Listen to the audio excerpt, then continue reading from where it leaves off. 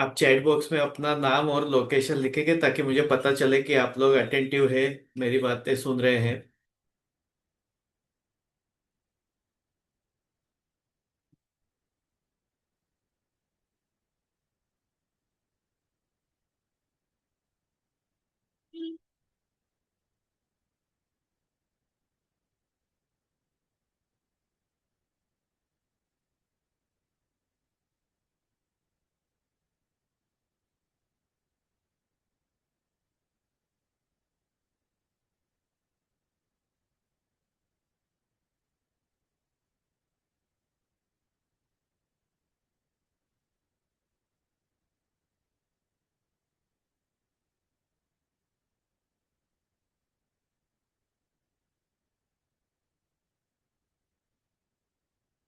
Okay.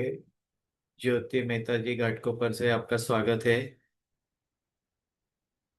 Kapil ji Dombivli से आपका भी स्वागत है।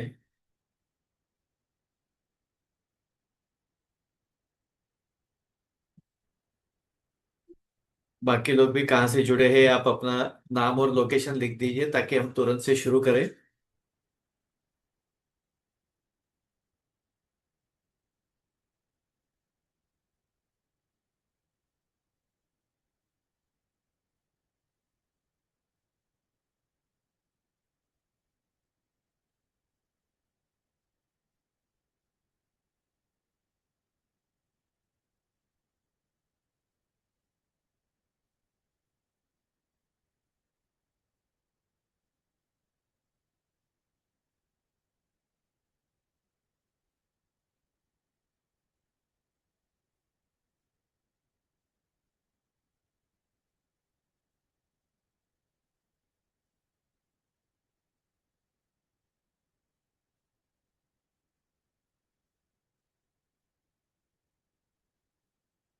ठीक है, आप बीच बीच में मैं सवाल पूछूंगा, आप अगर जवाब देंगे तो अच्छा रहेगा ताकि मुझे भी पता चले कि आप लोग अटेंटिव हैं। क्योंकि सभी लोगों के वीडियोस बंद है तो पता नहीं चलता है कि कौन अटेंटिव है कौन नहीं। मैं सिर्फ अकेला बड़बड़ करता रहूंगा और आप अगर अटेंटिव नहीं रहेंगे तो मुझे भी पता नहीं चलेगा आप इन्वॉल्व है कि नहीं। तो इंटरेक्शन जितना हो उतना अच्छा है। आप लोग सब लोग रेडी है जानने के लिए पानी के द्वारा हम अपनी सेहत को कैसे सुधार सकते हैं? अगर आप सब लोग रेडी है तो चैट बॉक्स में यस लिखिए, या रेडी के लिए आर लिखिए। वाई नहीं तो R. Y for yes, ready for R. Okay. Great.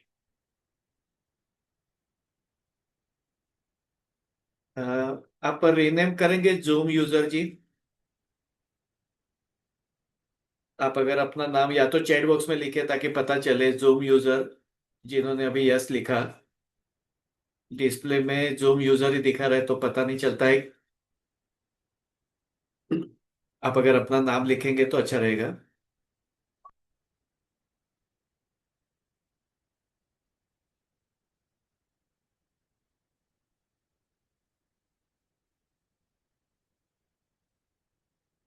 Okay.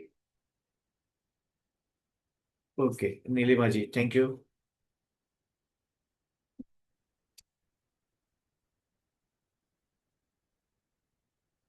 अब हम शुरू करते हैं हमारा आज का जो टॉपिक है।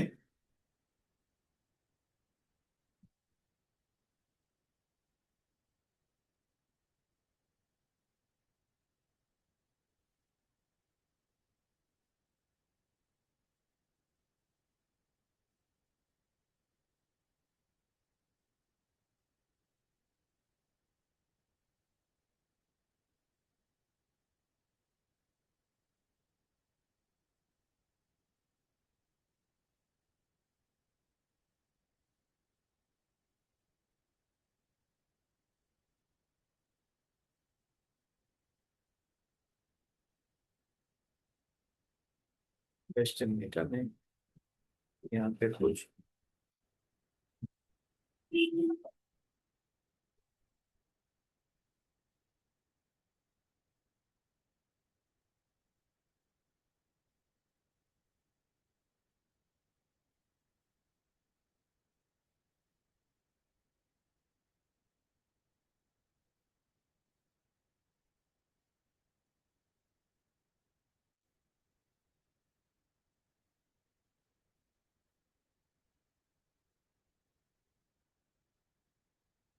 तो अब हम शुरू करते हैं आज का हमारा जो प्रेजेंटेशन कम डेमो है। शुरू करने से पहले मैं शॉर्ट में मेरा परिचय दे देता हूँ। मेरा नाम डॉक्टर अल्पेश रैयानी है। मैं डोंबिवली मुंबई से हूँ और पिछले 30 सालों से मैं अल्टरनेटिव थेरेपी प्रैक्टिस करता हूँ।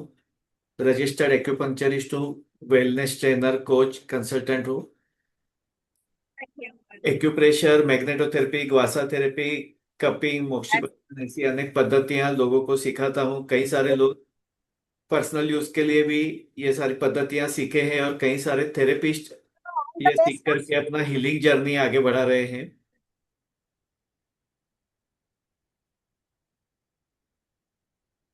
पिछले कई सालों से मैं in alkaline water, hydrogen water के ऊपर काम करता हूँ।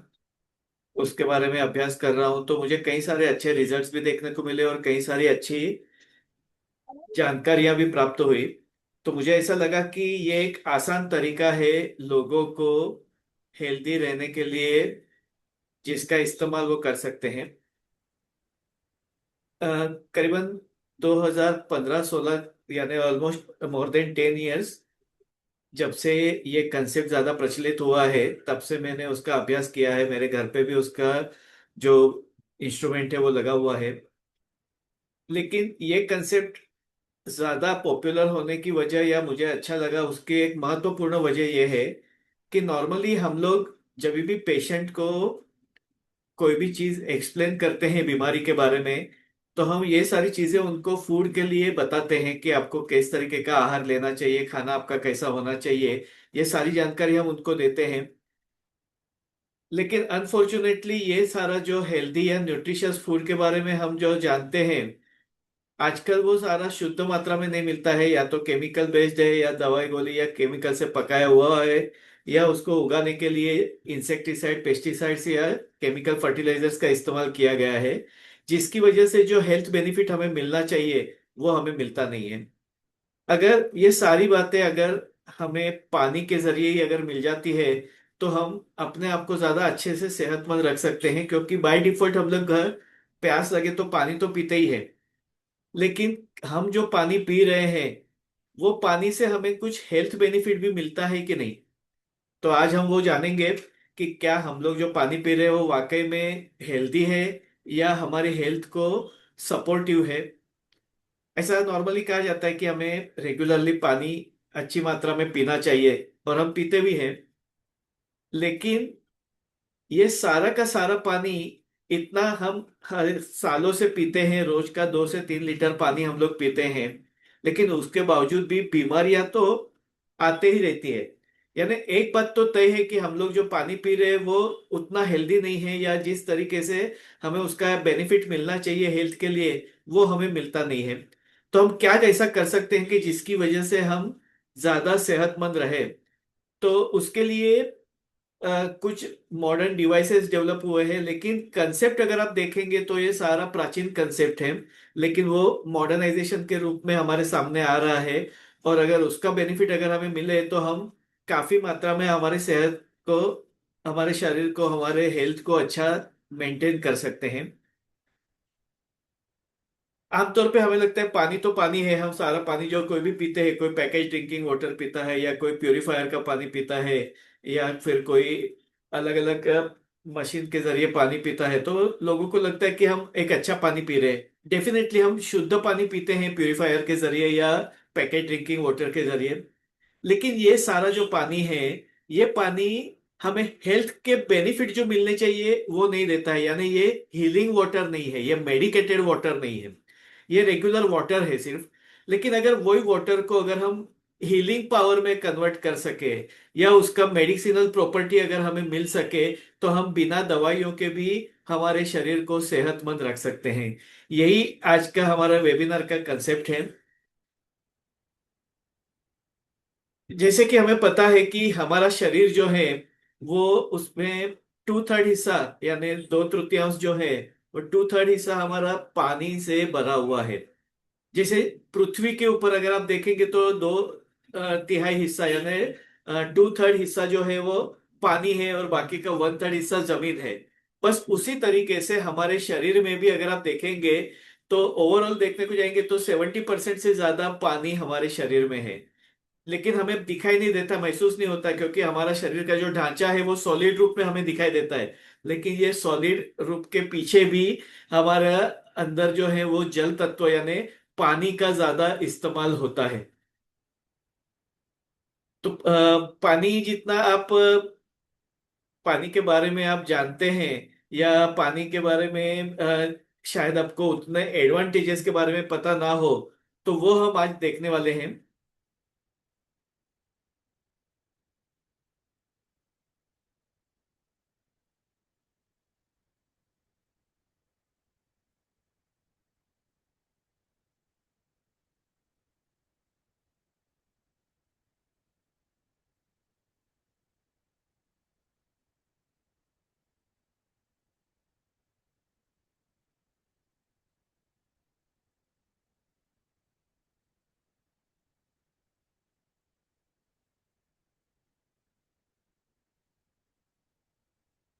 अभी जैसे आप यहाँ पे देख सकते हैं, ब्रेन में 75% पानी का हिस्सा है, ब्लड में 83% है, हार्ट में 79% है, बोन्स में जो हमें मजबूत सॉलिड स्ट्रक्चर के रूप में दिखाई देते हैं या महसूस होते हैं, उसमें भी 22% हिस्सा पानी का है।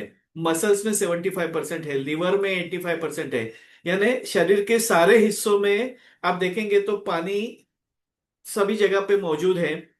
तो अगर ये पानी ही अगर हम अच्छा कर दे तो हम ये सारे अवयवों को दूषित होने से बचा सकते हैं, या उसको हेल्दी रखने के लिए हम उसका फायदा ले सकते हैं। वैसे तो हम लोग पर्याप्त मात्रा में पानी पीते हैं, क्योंकि जैसे जैसे लोगों की प्यास होती है वैसे पानी पिया जाता है। और इन जनरल अगर हम देखा जाए तो हम ऑलमोस्ट दिन के 2 से 3 लीटर पानी पीते हैं। लेकिन ये पानी पीने के बावजूद भी हम लोगों को बीमारियां आती है। यानी एक बात तो ये केवल पानी पीने से हमारी बीमारियां ठीक नहीं हो रही है, क्योंकि अगर पानी पीने से ठीक होती तो हमें बीमारियां आती ही नहीं। लेकिन फिर भी बीमारियां आ रही हैं, तो उसकी कई सारी वजह है। एक तो हमें हम लोग का जो रोजमर्रा की जिंदगी में खाना पीना है, उसमें एसिड बहुत ही ज्यादा मात्रा में कंज्यूम किया जाता है। हम लोग जो भी खाना खाते हैं उसमें एसिड की मात्रा बहुत ज्यादा होती है। उसके अलावा आजकल अगर आप देखेंगे तो प्रोसेस फूड की मात्रा बहुत बढ़ गई है, पैकेज फूड की मात्रा बढ़ गई है। जहां देखो वहां पे पैकिंग वाले फूड आपको मिल जाते हैं, जिसपे या तो एक्सपायरी डेट लिखी हुई होती है। तो जहां जहां पे एक्सपायरी डेट लिखी हुई होती है वो सारे प्रोसेस फूड है। और उसको टिकाने के लिए उसमें कुछ ना कुछ प्रिजर्वेटिव या केमिकल्स ऐड किया जाता है। और ये सारे के सारे एसिडिक कंटेंट होते हैं, और जिसकी वजह से हमारे शरीर में एसिड का प्रमाण बढ़ता है। दिन ब दिन स्ट्रेस की मात्रा बढ़ती जा रही है। हम लोग अगर आप देखेंगे तो छोटे बच्चे से लेकर के बड़े तक सारे लोग तनाव में होते हैं। तो ये मानसिक तनाव भी जो है वो शरीर में एसिड की मात्रा बढ़ा देता है। आजकल हम लोग शुगर का इस्तेमाल बहुत ही ज्यादा कर रहे हैं, रिफाइंड शुगर या केमिकल बेस्ड शुगर का इस्तेमाल बहुत ही ज्यादा हो रहा है। और आप देखेंगे तो टीवी में वगैरह मीडिया में सब जगह पे उसकी एडवर्टाइजमेंट होती है, कुछ मीठा हो जाए कुछ मीठा हो जाए के नाम पे बार बार चॉकलेट्स, कैडबरी, या फिर आइसक्रीम, पेस्ट्रीज, केक, ये सब एक रोजमर्रा की जिंदगी में हो गया है। पहले ऐसा होता था कि कभी कोई त्योहार हो, कोई फंक्शन हो, या घर पे कोई मेहमान वगैरह आए हो, तभी मीठा बनता था। लेकिन आजकल ऐसा नहीं है, सभी के घर में कुछ ना कुछ मीठा होता है, फ्रिज में पड़ा हुआ रहता है या घर में बना हुआ रहता है। और वो हम पूरे दिन भर में बार बार इस्तेमाल करते हैं। और ज्यादातर पहले जो गुड़ की मिठाइयाँ बनती थी, अभी आजकल शक्कर की मिठाइयाँ ज्यादा बन रही है। और शक्कर हाईली एसिडिक है। तो ये एसिड कंटेंट हमारा बढ़ते जा रहा है, जिसकी वजह से हमारे शरीर में एसिड की मात्रा बढ़ते जाती है। हवा में प्रदूषण है, पानी में प्रदूषण केमिकल है। तो ये सब पोल्यूशन की वजह से भी एसिड का प्रमाण बढ़ते जाता है, एनवायरमेंट एसिडिक होते जा रहा है। इनफैक्ट हम लोग जो इलेक्ट्रिसिटी के बीच में रहते हैं, जहां देखो वहां भी हमारे यहाँ पे tubelight, fan, AC, fridge, TV, ये सारी की सारी इलेक्ट्रिसिटी के डिवाइसेस होते हैं। तो इलेक्ट्रिसिटी के डिवाइसेस भी एसिडिक एनवायरमेंट क्रिएट करते हैं। उसके अलावा हम लोग आजकल कंटिन्यूअसली मोबाइल, लैपटॉप के संपर्क में है, तो रेडिएशंस काफी ज्यादा मात्रा में हो रहे हैं। तो ये सारा एनवायरमेंट को एसिडिक करता है। और इसके लिए आपने जब भी महसूस किया होगा कि जब आप सिटी से दूर जाते हैं, शहर से दूर जाते हैं, जैसे कोई हिल स्टेशन पे जाते हैं या फॉरेस्ट एरिया में जाते हैं या कहीं पे वाटरफॉल वगैरह है, ऐसी जगह पे आप जाते हैं तो आप अपने आप को काफी प्रसन्न महसूस करते हैं, फ्रेश महसूस करते हैं, तरोताजा महसूस करते हैं। आपने महसूस किया होगा कि जब भी आप जैसे माथेरान, महाबलेश्वर या ऊटी या शिमला, कुल्लू मनाली या ऐसे कोई हिली प्लेस पे जाते हैं जहाँ पे जंगल झाड़ियां है, वहां पे मोबाइल का नेटवर्क नहीं मिलता है, टीवी देखने को नहीं मिलता है, और ऐसी जगह में आप जाते हैं तो आपका एनर्जी लेवल भी काफी ज्यादा होता है। इवन आप पहाड़ चढ़ते भी हैं, जैसे माथेरान जैसे एरिया में आप कई किलोमीटर तक चलते हैं, लेकिन उसके बावजूद आपको थकान महसूस नहीं होती है। तो ये महसूस किया है आप लोगों ने कि कहीं पे भी आप आउटिंग पे जाते हैं, सिटी को छोड़ के सिटी से दूर जाते हैं, तभी आप तरोताजा महसूस होते हैं। तो ये पोल्यूशन, केमिकल, ये हमारी शरीर की शक्ति को क्षीण कर देता है, कमजोर कर देता है, क्योंकि ये एसिडिक एनवायरनमेंट क्रिएट करता है। उसके अलावा हम लोग का जो खाना पीना है, उसमें भी काफी मात्रा में अ, हम लोगों को मतलब जो पोषक तत्व मिलने चाहिए, जो मिनरल्स मिलने चाहिए, जो खनिज तत्व मिलने चाहिए, वो हमें मिलते नहीं है। और इसके लिए हम लोग अक्सर देखते हैं कि हमारे जो पेरेंट्स, ग्रैंड पेरेंट्स, ये लोग हमेशा एनर्जेटिक फील करते थे। वो लोग 70-80 साल पे भी अच्छी तरीके से हेल्दी लाइफ जी रहे हैं। उन लोगों को थकान महसूस नहीं होती, उन लोगों को कंपैरेटिवली बीमारियां भी उतनी नहीं है। और अगर देखा जाए तो पहले के समय में, आजकल हमें जितना भी न्यूट्रिशियस फूड या जितना ग्लोबलाइजेशन की वजह से देश विदेश की चीजें जो खाने को मिलती है, वो पहले नहीं मिला करती थी, केवल लोकलाइज प्रोडक्ट ही मिलते थे। यानी अगर आप कोई रूरल एरिया में रहते हैं तो वहां पे खेतों खलिहानों में जो भी प्रोडक्ट होते हैं, जो भी फार्मिंग होता है, वही केवल मिलता था। आजकल ऐसा नहीं है, आजकल हमें कीवी भी मिलता है जो कि न्यूजीलैंड का फ्रूट है। उसके अलावा हम लोग फ्रूट्स खाते हैं, ड्राई फ्रूट्स खाते हैं, ये सारी चीजें खा रहे हैं, लेकिन उसके बावजूद हमारा एनर्जी लेवल लो है। हम लोगों को विटामिन की कमी है, कैल्शियम की कमी है, मिनरल्स की कमी है, हीमोग्लोबिन की कमी है। ये आपने महसूस किया होगा। कितने लोग सहमत है मेरी बात से? आप अपना खुद का डाइट भी अगर आप एवरीडे का अगर एक एनालाइज करेंगे तो आपको पता चलेगा कि आप रेगुलरली फ्रूट्स खा रहे हैं, वेजिटेबल्स खा रहे हैं, स्प्राउट्स खा रहे हैं, ड्राई फ्रूट्स खा रहे हैं, दूध पी रहे हैं, यानी सारा हेल्दी फूड खा रहे हैं, राइट। लेकिन उसके बावजूद भी हमारा एनर्जी लेवल वीक है, हमारा एनर्जी लेवल लो है। जबकि हमारे ग्रैंड पेरेंट्स, पेरेंट्स, ये लोग तो केवल भाजी रोटी या दाल चावल यही चीज उनके में रेगुलर खाने में होती थी। इवन कभी कोई मेहमान आएंगे तभी जाकर के खीर या लड्डू वगैरह कुछ मिठाई बनती थी या कुछ फरसान बनता था। बाकी उनका रेगुलर डाइट अगर आप ऑब्जर्व करेंगे तो वो केवल दाल चावल या भाजी रोटी हुआ करता था। लेकिन उसके बावजूद भी वो लोग पूरा दिन भर खेतों में काम कर सकते थे, हेवी वर्क करते थे। तभी ट्रांसपोर्टेशन इतना इजी नहीं था। मेरे पिताजी बताते कि उनको स्कूल के लिए 6 किलोमीटर दूर जाना पड़ता था। तो वो लोग हंसते खेलते 6 किलोमीटर जाते थे, शाम को आते वक्त 6 किलोमीटर चल के आते थे, यानी रोज का 12 किलोमीटर। आप इमेजिन नहीं कर सकते, ये एवरीडे का लाइफ होता था। आज भी जो विलेज एरिया है, खास करके जो पहाड़ी एरिया है, वहां पे तो लोगों को कई ज्यादा चल के या पहाड़ चढ़ करके ही उनका डेली का ट्रैवलिंग करना पड़ता है, लेकिन फिर भी उनका एनर्जी लेवल काफी अच्छा रहता है। तो ये सारी बातें अगर आप देखेंगे, पहले के लोग जो थे, तो वो लोग केवल भाजी रोटी या दाल चावल खा करके, किसी ने कोई न्यूट्रिशनल सप्लीमेंट लिया नहीं है, कोई विटामिन की गोलियां खाई है नहीं है। टचवुड, मेरे पेरेंट्स अभी 80 ईयर्स के हैं, लेकिन अभी तक उन्होंने सिंगल टेबलेट, यानी कोई कैल्शियम का या मिनरल्स का या विटामिन का उनको टेबलेट अभी तक कभी दिया गया नहीं है। और उनको डायबिटीज नहीं है, बीपी नहीं है, एसिडिटी, गैस, कॉन्स्टिपेशन, ये कोई शिकायतें नहीं है।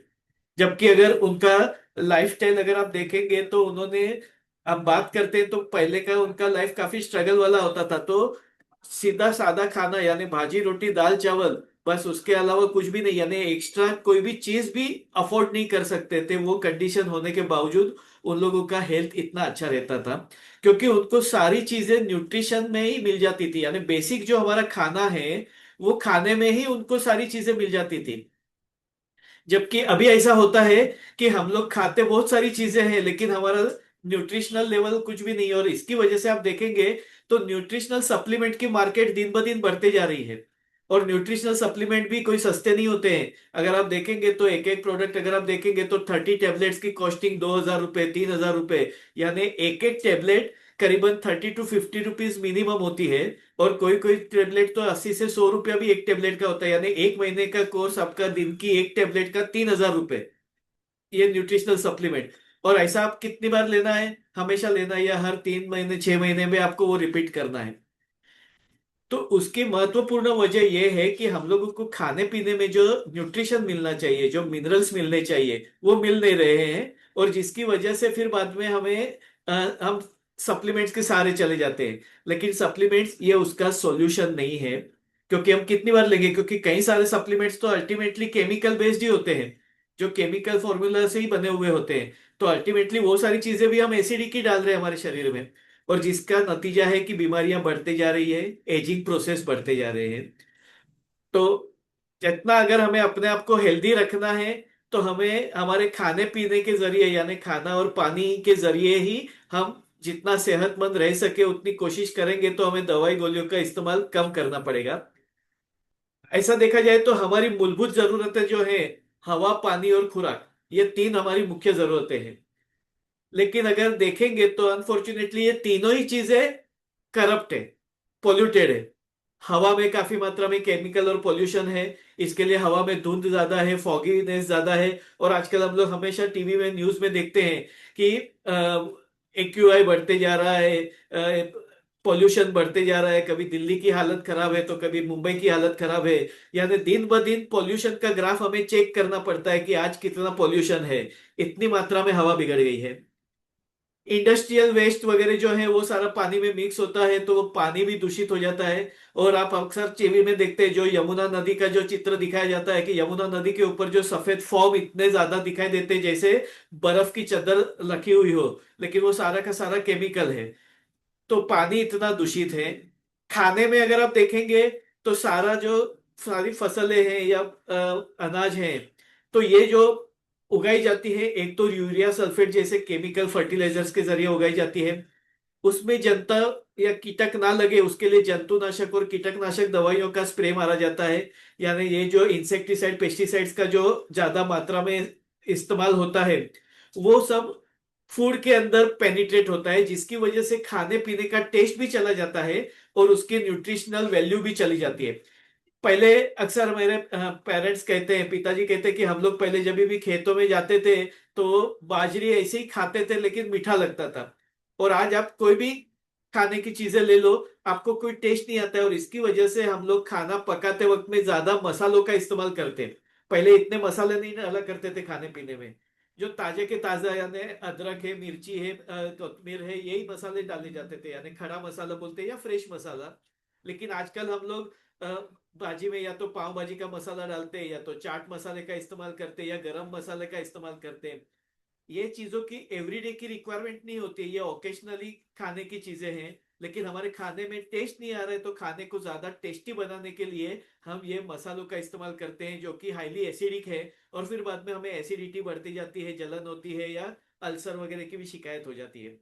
और खाने में टेस्ट नहीं है, इसके लिए हम मसाले डालते हैं। कितने लोग मेरी बात से ये सहमत है कि यस, अगर आप देखा जाए तो पहले हम लोग इतने मसाले नहीं डालते थे, या हमारे ग्रैंड पेरेंट्स वगैरह जो खाना बनाते थे, दादी माँ वगैरह, तो वो खाने में इतने मसाले नहीं हुआ करते थे, लेकिन खाना टेस्टी हुआ करता था।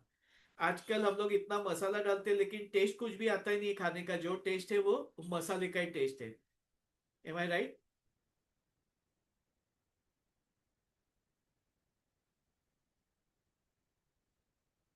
अभी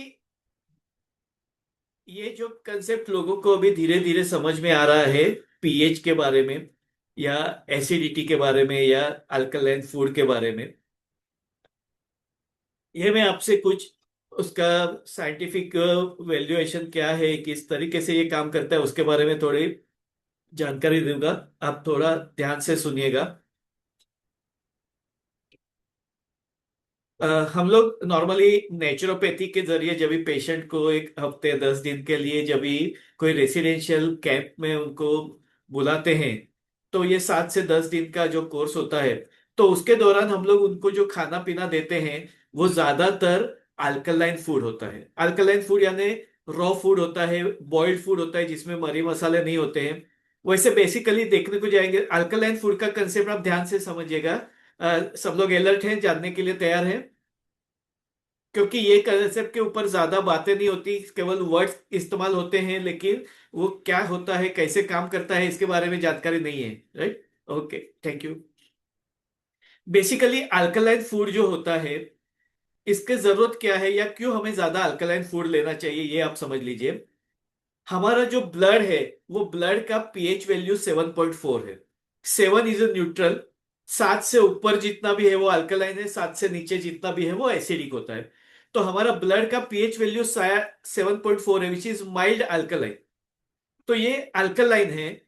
तो अगर हम ज्यादा से ज्यादा अल्कलाइन फूड खाएंगे तो उसका ये पीएच लेवल मेंटेन होगा। लेकिन अगर हम ज्यादा एसिडिक फूड खाएंगे तो वो पीएच लेवल कम हो जाता है, यानी 7.4 से धीरे धीरे धीरे वो उतरने लगता है। 7 से नीचे अगर आ गया तो बॉडी एसिडिक कंडीशन में आ जाती है। और जितना ज्यादा एसिडिक कंडीशन उतनी बीमारियां ज्यादा। और इसके लिए एसिडोसिस, ये ऐसी मेटाबॉलिक डिसऑर्डर जिसको हम कहते हैं कि जिसमें सारे अवयव काम करना बंद कर देते हैं या धीरे धीरे उनकी कार्य क्षमता कम हो जाती है। आप देखेंगे तो आईसीयू में जब भी कोई पेशेंट होता है तो उसका ब्लड पीएच मॉनिटरिंग किया जाता है। और उसमें हाइपर एसिडोसिस कितना है वो देख किया जाता है। जितना एसिडोसिस बढ़ते जाता है, बीमारी की मात्रा तीव्रता बढ़ते जाती है, यानी वो सीरियस कंडीशन बढ़ती जाती है। और आपको अगर पता ना हो तो बता देता हूं कि कैंसर जो है, ये कैंसर एसिडिक एनवायरनमेंट में ग्रो होता है। कैंसर के जो सेल्स हैं वो एसिडिक एनवायरनमेंट में ग्रो होते हैं। तो जैसे जैसे सेल्स में एसिडिटी बढ़ती है, वो सेल्स में कैंसरस ग्रोथ होने के चांसेस बढ़ जाते हैं। तो कैंसर होने की जो बहुत महत्वपूर्ण जो वजह बताई गई है साइंटिफिक एविडेंसेस के द्वारा, तो उसमें हाइपर एसिडोसिस यानी सेल्स में एसिडिक मात्रा ज्यादा होना। दूसरा, हाइपोक्सिया, ऑक्सीजन की मात्रा कम होना। ये दो मुख्य वजह बता गई है कि जो सेल्स को ऑक्सीजन नहीं मिलता है वो कैंसरस ग्रोथ में कन्वर्ट हो सकता है। जो सेल्स में एसिड की मात्रा बढ़ती है वहां पे कैंसरस ग्रोथ हो सकती है। यानी एसिड, ये केवल हमारे शरीर में या जब पेट में जलन होता है उसको हम केवल एसिडिटी समझते हैं। लेकिन वही एसिड जब भी ब्लड में मिक्स हो जाता है तो वो पूरे शरीर में ट्रैवल करते हुए फिर बाद में अवयवों को नुकसान करता है। आपने देखा होगा एसिड का काम है जलाना। आजकल हम लोग इंसिडेंट देखते हैं कि वन साइडेड प्रेम के चक्कर में कोई लड़की के ऊपर एसिड मार देता है, या कभी किसी को नुकसान पहुंचाने के लिए एसिड का इस्तेमाल किया जाता है। तो एसिड का काम है जलाने का। इवन आप टॉयलेट क्लीनिंग वगैरह के लिए भी हाइड्रोक्लोरिक एसिड, सल्फ्यूरिक एसिड का इस्तेमाल किया जाता है, वो जो दाग धब्बे पड़े हुए हैं उसको क्लीन करने के लिए, क्योंकि उसका काम है जलाना। वो जला के साफ कर देता है। तो वैसे ही हमारे शरीर में अगर एसिड की मात्रा बनती है तो वो ज्यादा बनने की, एसिड जरूरी है तो, लेकिन एसिड और अल्कली की मात्रा बैलेंस कंडीशन में होनी चाहिए। लेकिन एसिड बढ़ते जाएगा तो वो अवयवों को नुकसान पहुंचाना, अवयवों को जलाने का काम शुरू कर देता है। और इसके लिए हमें ज्यादा से ज्यादा अल्कलाइन फूड खाना चाहिए, ऐसा हमारे शास्त्रों में लिखा हुआ है। अभी अल्कलाइन फूड क्या क्या होता है, कौन सा होता है? अल्कलाइन फूड बेसिकली पूरी दुनिया में केवल 4 कैटेगरी में है। Fruits, vegetables, white of egg yolk यानी अंडे का जो ऊपर का सफेद हिस्सा होता है वो, और सीवीड्स यानी सामुद्रिक वनस्पति, एल्गे जिसको हम कहते हैं, स्पिरुलिना वगैरह। ये 4 ही कैटेगरी पूरी दुनिया में अल्कलाइन है। बाकी आप जो भी खाते हैं वो सारा एसिडिक है। हम जो भी गेहूं, चावल, ज्वारी, बाजरी, जितने भी धान्य खाते हैं, कडधान्य खाते हैं, बीन्स, पल्सेस वगैरह खाते हैं, दाल खाते हैं, तो ये सारे के सारे एसिडिक है। और आप देखेंगे तो हमारे खाने में मैक्सिमम एसिडिक फूड का इस्तेमाल होता है।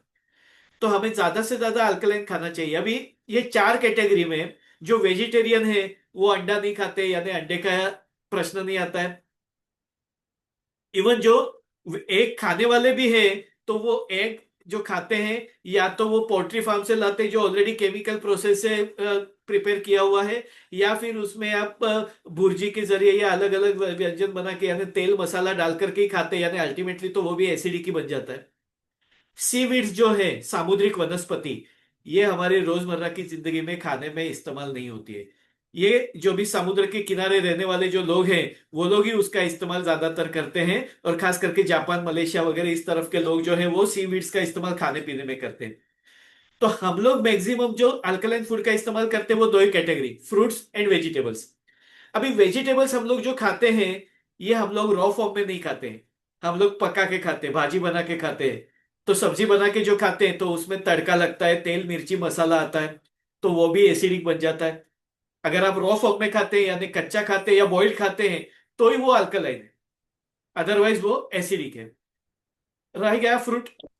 तो फ्रूट भी अगर आप रॉ फॉर्म में मतलब ओरिजिनल फॉर्म में खाते हैं तो वो अल्कलाइन है। लेकिन आप मिल्क शेक के जरिए लेते हैं, या तो फिर आप उसमें कुछ नमक या काला मिरी या कुछ भी एडिशनल इंग्रेडिएंट डाल करके आप खाते हैं, या उसका फ्रूट सलाद वगैरह बना करके खाते हैं, शक्कर डाल करके खाते हैं, तो वो भी एसिडिक बन जाता है। यानी वेजिटेरियन लोगों के लिए या जनरल लोगों के लिए अगर आप देखेंगे तो अल्कलाइन फूड दो ही कैटेगरी ज्यादा इस्तेमाल होती है, फ्रूट्स एंड वेजिटेबल्स। लेकिन अनफॉर्चुनेटली हम लोग जो वेजिटेबल्स खा रहे हैं वो ऑर्गेनिक फॉर्म में नहीं बनते हैं, वो ओरिजिनल नहीं है, वो केमिकल फॉर्मेट के बिना उगाए नहीं जाते। तो क्या किया जाता है, यूरिया सल्फेट जैसे केमिकल बेस्ड फर्टिलाइजर्स का इस्तेमाल होता है, इंसेक्टिसाइड पेस्टिसाइड्स का इस्तेमाल होता है। अभी ये इंसेक्टिसाइड पेस्टिसाइड्स जो है, ये भी सारा केमिकल है, फर्टिलाइजर्स है वो भी केमिकल है। तो अल्टीमेटली वो वेजिटेबल्स में जो उसका अल्कलाइन गुणधर्म There है also वो my कम friend होती है। was like saying, hello, yeah, किसी का some माइक ओपन है? were good, like the copper one, outside. Okay, अगर कुछ क्वेरी होगी तो आप चैट बॉक्स में डालिएगा ताकि मुझे पता चले। तो जो भी वेजिटेबल्स वगैरह हम लोग खाते हैं तो उसमें अल्कलाइन गुणधर्म तो उसका खत्म हो गया है। उसके अलावा कुछ जो लोग हैं वो भाजी का कलर ग्रीन मेंटेन होना चाहिए, इसके लिए ग्रीन कलर में डुबाते हैं या ग्रीन कलर का स्प्रे मारते हैं। फ्रूट्स में भी अगर आपने देखा होगा तो फ्रूट्स में इंजेक्शंस मारे जाते हैं, या तो मैंगो वगैरह कार्बाइड से पकाई जाती है। मैं बनाना होते हैं वो, यानी कई सारे फ्रूट्स जो है वो कार्बाइड या केमिकल के जरिए पकाए जाते हैं। उसको जल्दी से पकाने, आप देखेंगे तो वो फ्रूट में ना टेस्ट आता है ना उसमें कलर होता है। मतलब कलर शायद अगर कलिंगड़ का लाल दिखाई दे, लेकिन उसमें मिठास कुछ नहीं होती है, क्योंकि वो इंजेक्शन से लाल कलर मारा हुआ है। तो ऐसे फ्रूट्स और वेजिटेबल्स भी हमें जो मिल रहे हैं, हम लोग हमारी तसल्ली के लिए खाते तो हैं, लेकिन वो उसमें जो ओरिजिनल उसके जो तत्व मिलने चाहिए वो हमें नहीं मिल रहे, न्यूट्रिशनल वैल्यू मिलनी चाहिए वो नहीं मिलती है। और उसकी वजह से फिर हम देखेंगे तो ब्लड चेक करते हैं तो पता चलता है कि हमारा हीमोग्लोबिन कम है, विटामिन कम है, कैल्शियम कम है, मिनरल्स कम है, और हमें कमजोरी महसूस होती है, थकावट महसूस होती है। हम इंजेक्शंस ले रहे हैं, टॉनिक ले रहे हैं, लेकिन फिर भी हमें ताकत नहीं आती। क्यों? क्योंकि जो न्यूट्रिशन, जो एनर्जी हमें फूड में से मिलनी चाहिए वो हमें नहीं मिलती है। और नतीजा ये होता है कि सब कुछ खाने पीने के बावजूद भी हमें या तो बीमारियां आती है या तो थकावट महसूस होती है। कितने लोग सहमत है मेरी इस बात से? अगर आप सहमत है तो यस लिखिए। आजकल हमारी लाइफ इतनी फास्ट हो गई कि ये सारी चीजें सोचने के लिए भी हमारे पास में टाइम नहीं है। जब कोई बताता है तभी हम धीरे धीरे ये इसके बारे में सोचना शुरू कर देते हैं, राइट?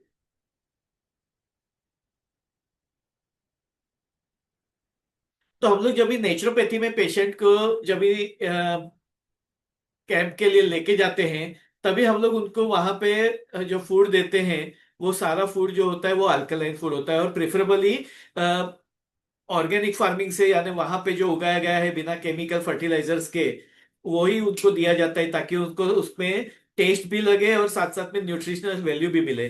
लेकिन प्रैक्टिकली हमें रोजमर्रा की जिंदगी में ये सारी चीजें नहीं मिलती हैं, जिसकी वजह से हमें न्यूट्रिशनल डेफिशिएंसी होती है। तो जो मिनरल्स हमें मिलने चाहिए, जो खनिज तत्व मिलने चाहिए, वो हमें नहीं मिलते हैं। और जिसकी वजह से फिर हमारे शरीर की क्षमता कम होने लगती है, ताकत कम होने लगती है, और फिर बाद में हमें कुछ ना कुछ बीमारियां आती है। और इसके लिए हमें आमतौर पे अल्कलाइन फूड नहीं मिलने की वजह से अल्कलाइन वाटर का कंसेप्ट अभी धीरे धीरे प्रचलित हो रहा है। लोगों को पता चलने लगा है कि अल्कलाइन फूड का या अल्कलाइन पीएच का क्या वैल्यू है। तो पीएच का मतलब होता है पावर ऑफ हाइड्रोजन। तो अगर आप एसिडिक फूड खा रहे हैं तो आपकी बीमारियां बढ़ती जाती हैं, और अगर आप अल्कलाइन फूड खा रहे हैं तो आप हेल्दी रहते हैं। लेकिन जैसे मैंने बताया हमें ऑर्गेनिक फूड नहीं मिल रहा है, तो इसके लिए बेस्ट ऑप्शन है कि अगर हम पानी के जरिए, अल्कलाइन वाटर के जरिए अगर हम अपने आप को हेल्दी रख सके, तो कई सारी बीमारियों से भी बच सकते हैं और कई सारी दवाइयों से भी बच सकते हैं। तो जैसे बॉडी में एसिडिक लेवल बढ़ जाता है तो क्या होता है, तो एसिडिटी जैसे जैसे बढ़ती है बीमारियां बढ़ती है। ऐसा कहा जाता है कि एसिडिटी क्रिएट्स रूट कोज, यानी कई सारी बीमारियों की वजह जो है वो एसिडिटी है या एसिडिक एनवायरमेंट है। दवाइयां जो है वो केवल हमारे सिम्टम्स को रिलीफ देती है। आप देखेंगे तो डॉक्टर के पास जब भी आप जाते हैं तो वो आपको दवाइयां देते हैं, तो वो दवाइयां आपके सिम्टम को रिलीफ देने के लिए होती है। एसिडिटी हो गया तो एसिडिटी की गोली, कॉन्स्टिपेशन हो गया तो कॉन्स्टिपेशन की गोली, हेडेक हो रहा है तो उसके लिए, डायबिटीज तो उसके लिए, बीपी है तो उसके लिए। तो वो केवल मेंटेन करने का काम करता है, रिपेयरिंग नहीं होता है। उसकी वजह से बीमारी ठीक होने की जो प्रक्रिया होनी चाहिए वो नहीं होती है। तो ये केवल सिम्टम्स को मेंटेन करता है। लेकिन अगर आप अल्कलाइन पीएच अगर मेंटेन करते हैं तो आपको दवाइयों की जरूरत भी कम पड़ेगी, इनफैक्ट आपकी बीमार होने की संभावनाएं भी कम हो जाएगी। तो इसके लिए एसिडिक फूड का, एसिडिक वाटर का काफी ज्यादा महत्व है। जैसे जैसे एसिड बढ़ती जाता है, आपको पता होगा कि जब ये एसिड बढ़ता है तो जैसे मसल्स में एसिडिक कंडीशन बढ़ गई तो लैक्टिक एसिड बढ़ गया, तो मसल में soreness, muscle pain, muscle tenderness बढ़ जाती है। जॉइंट में एसिड बढ़ गया, जैसे यूरिक एसिड वगैरह बढ़ गया तो जॉइंट पेन वगैरह होता है, गाउट हो जाता है, आर्थराइटिस हो जाता है। तो ये सारी शिकायतें जो होती है वो एसिड लेवल बढ़ जाता है। जैसे पेट में एसिड बढ़ गया तो हमें हाइपर एसिडिटी महसूस होती है, वैसे मसल्स में एसिड बढ़ गया, लैक्टिक एसिड बढ़ गया, तो मसल पेन वगैरह बढ़ने लगता है या महसूस होने लगता है। यूरिक एसिड बढ़ गया तो जॉइंट पेन होता है। तो वैसे अलग अलग हिस्सों में जैसे जैसे एसिड की मात्रा बढ़ती है, उन अवयवों की बीमारियां होने लगती है या बढ़ने लगती है।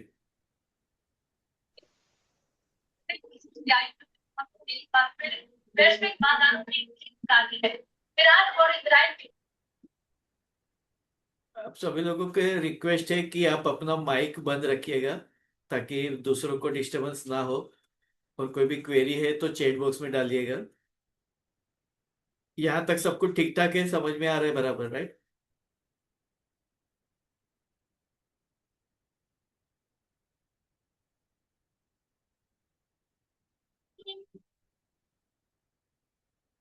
तो आप देख सकते हैं इसमें कि सारे फ्रूट्स, वेजिटेबल्स, ये सारे अल्कलाइन फूड में कंसेप्ट होता है। तो ये सारी चीजें हमें ज्यादा से ज्यादा खानी चाहिए। लेकिन जैसे मैंने बताया कि अनफॉर्चुनेटली ये सारी चीजें केमिकल फर्टिलाइजर से या इंसेक्टिसाइड, पेस्टिसाइड से या केमिकल से उगाई जाती है या पकाई जाती है, और जिसकी वजह से हमें जो न्यूट्रिशनल बेनिफिट मिलना चाहिए वो नहीं मिलता है। तो अल्कलाइन वाटर ये कोई ट्रेंड नहीं है, ये अभी अभी जानकारी लोगों की बढ़ती जा रही है। तो ये एक ट्रेंड नहीं है, लेकिन ये आज के दिन की जरूरत है, क्योंकि हमें नेचुरल फूड नहीं मिल रहा है, ओरिजिनल फॉर्म में ऑर्गेनिक फूड नहीं मिल रहा है। तो हमारे पास में हेल्दी रहने के लिए दूसरा कोई ऑप्शन नहीं है। तो अगर हम पानी के जरिए अगर अपने आप को हेल्दी रख सके तो ये एक आसान तरीका है, क्योंकि इसमें हमें कोई एफर्ट्स नहीं करनी है। पानी तो हम पी रहे हैं, कोई भी पानी पी रहे हैं, लेकिन अगर वो पानी में हमें अल्कलाइन प्रॉपर्टी मिल जाती है तो हमें हेल्दी रहने का मौका मिल जाता है, हेल्दी रह सकते हैं। आप देखेंगे नेचर में जो भी पानी बनता है या मिलता है वो ज्यादातर अल्कलाइन वाटर होता है, वो एसिडिक कंडीशन में नहीं होता है। एसिडिक हम लोग बना देते हैं, जैसे इंडस्ट्रियल वेस्ट है, केमिकल वेस्ट है। हम लोग नदी नाले में अपनी गाड़ियां साफ करते हैं, अपने जानवरों को धोते हैं, नहाते हैं या कचरा डालते हैं, और फिर बाद में वो पानी एसिडिक होने लगता है, दूषित होने लगता है। लेकिन नेचर का जो ओरिजिनल पानी है, कि जो या बारिश से आ रहा है या तो वो नदी नालों में या नदी या तालाब या सरोवर में जमा है, वो पानी आप देखेंगे तो अल्कलाइन नेचर का होता है, प्योरेस्ट फॉर्म में होता है, हेल्दी फॉर्मेट में होता है। आपने कभी अपने घर में कोई एक बोतल में पानी भर के रखा हो, या बकेट में, या आपके सिंटेक्स की टांकी वगैरह में आपने कई दिनों तक पानी भर के रखा है, तो उसके बाद में आपने देखा है पानी में कीड़े पड़ जाते हैं, छोटे छोटे कीड़े होते हैं, वो हिलते रहते हैं। ऑब्जर्व किया है आप लोगों ने कभी? पीने के पानी में भी हो सकते हैं, इस्तेमाल करने वाले पानी में भी हो सकते हैं। कई दिनों तक अगर आपने पानी भर के रखा, इस्तेमाल नहीं किया, जैसे अगर आप एक पानी का बकेट भर करके रखा हुआ है और आप गांव चले गए, और एक महीना भर आप गांव जाके आए और आने के बाद में वो बकेट का पानी देखा, तो आपको पता चलता है वहां पे पानी में काफी ज्यादा मात्रा में कीड़े होते हैं या छोटे छोटे इंसेक्ट्स होते हैं। देखा है ना आपने यार? तो पानी में कीड़े पनपना, डेवलप होना, ये एक आम बात है।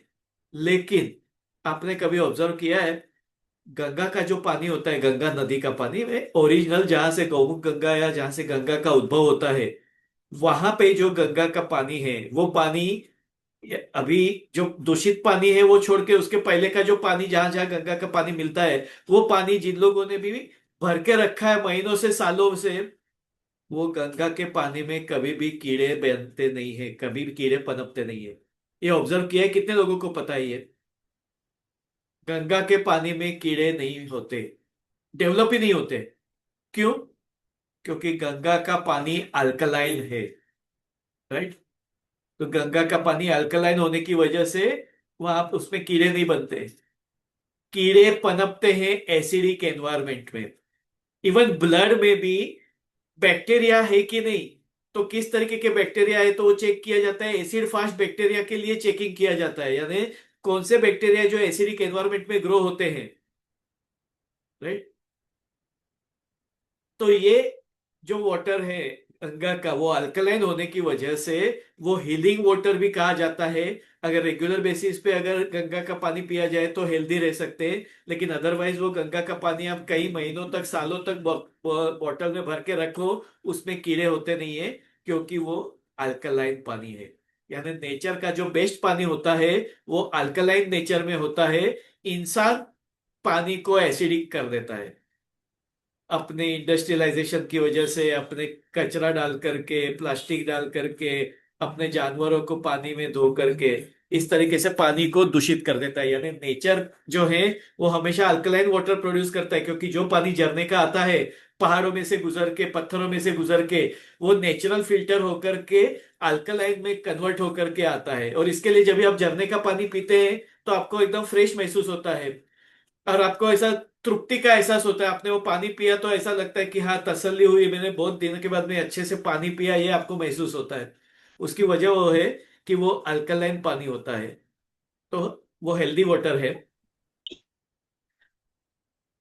अभी आमतौर पे हमें ऐसा लगता है कि हम लोग जो बॉटल पैक जो वो पानी पीते हैं, जो बाहर हमें मिलता है अलग अलग कंपनियों के, पैकेज ड्रिंकिंग वाटर, पहले मिनरल वाटर होता था, अभी वो पैकेज ड्रिंकिंग वाटर है। उसमें मिनरल्स कुछ भी नहीं है, केवल वो फिल्टर्ड प्यूरिफाइड वाटर है बस।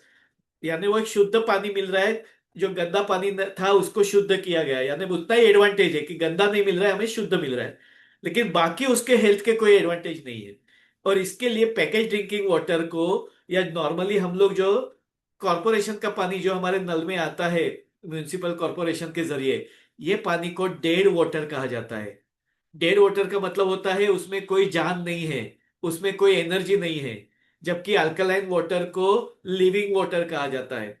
तो ये फर्क है, क्यों है वो हम कुछ डेमो वगैरह देखेंगे, उसके जरिए आपको पता चलेगा। तो जैसे जैसे आप जो भी पानी पीते हैं, तो वो पानी जो है वो, खास करके अल्कलाइन पानी, ये एंटीऑक्सीडेंट का काम करता है। एंटीऑक्सीडेंट्स क्या होते हैं? आप इसमें देख सकते हैं, ये फ्रूट्स वगैरह सारे रखे हुए हैं। तो ये फ्रूट्स, ये एंटीऑक्सीडेंट उसका नेचर होता है। आप लोग को इंटरेस्टिंग लगता है यहां तक? क्या बोर हो रहे हैं? अगर इंटरेस्टिंग लगता है तो आए लिखिए। ये मैं क्यों बता रहा हूं कि आपको इंफॉर्मेशन मिलेगी तो आपके दिमाग की बत्ती जलेगी, राइट? तो जितना आपको समझ में आएगा आप अच्छी तरीके से उसको एडॉप्ट कर पाएंगे। बाकी प्रैक्टिकली तो कुछ भी दिखाना है तो वो तुरंत से मैं दिखा दूंगा, लेकिन उसके दिखाने की वजह क्या है, उसके पीछे का बैकग्राउंड क्या है, ये अगर आपको पता चले तो आपको और आसान हो जाता है। क्योंकि साइंस कभी भी रूट कोज से, यानी बेस लेवल से सीखना चाहिए, जानना चाहिए, ये मेरा मानना है, right? Thank you very much. तो एंटीऑक्सीडेंट्स क्या होते हैं? आपने देखा होगा जब आप एप्पल काटते हैं और एप्पल काट के रख देते हैं, आधे एक घंटे के बाद में आप देखते हैं तो एप्पल का जो कलर है वो व्हाइट से ब्राउनिश हो जाता है। फिर पूरा दिन आप 3-4 घंटा रखेंगे, शाम को देखेंगे तो ब्लैकिश जैसा हो जाता है। राइट। या, थैंक यू। तो ये जो कलर चेंज होता है एप्पल काटने के बाद में, उसको ही ऑक्सीडेशन कहते हैं। यानी सादी भाषा में अगर कहें तो लोहा जो होता है, आयरन रॉड, अगर वो पानी के संपर्क में या एटमॉस्फेयर के संपर्क में आता है तो धीरे धीरे उसमें रस्टिंग हो जाता है, गंज पकड़ लेता है। तो उसको ऑक्सीडेशन की प्रक्रिया कहते हैं। यानी ऑक्सीजन के संपर्क में आने से उसमें केमिकल प्रोसेस होता है और ऑक्सीडेशन की प्रक्रिया होने लगती है। और इसके लिए आप देखेंगे तो जब भी आप लोहे की ग्रिल वगैरह आप लगाते हैं खिड़की में, तो उसको पहले लेड ऑक्साइड लगाया जाता है, उसके बाद कलर लगाया जाता है। तो जो लेड ऑक्साइड है वो एंटीऑक्सीडेंट है। यानी ऑक्सीडेशन की प्रक्रिया को रोकने की जो प्रक्रिया है उसको एंटीऑक्सीडेशन कहते हैं। तो हमारे शरीर में जो रोज की जिंदगी में बदलाव आते हैं, हम लोग जो खाना पीना खाते हैं, एटमॉस्फेयर में जो चेंजेस होते हैं, रेडिएशन के संपर्क में आते हैं, मानसिक तनाव, ये सब की वजह से ऑक्सीडेशन प्रक्रिया बढ़ती है। जिसको हम जिसकी वजह से फ्री रेडिकल्स डेवलप होते हैं। फ्री रेडिकल्स यानी टॉक्सिन्स, सादी भाषा में हम कहें तो विषारी द्रव्य।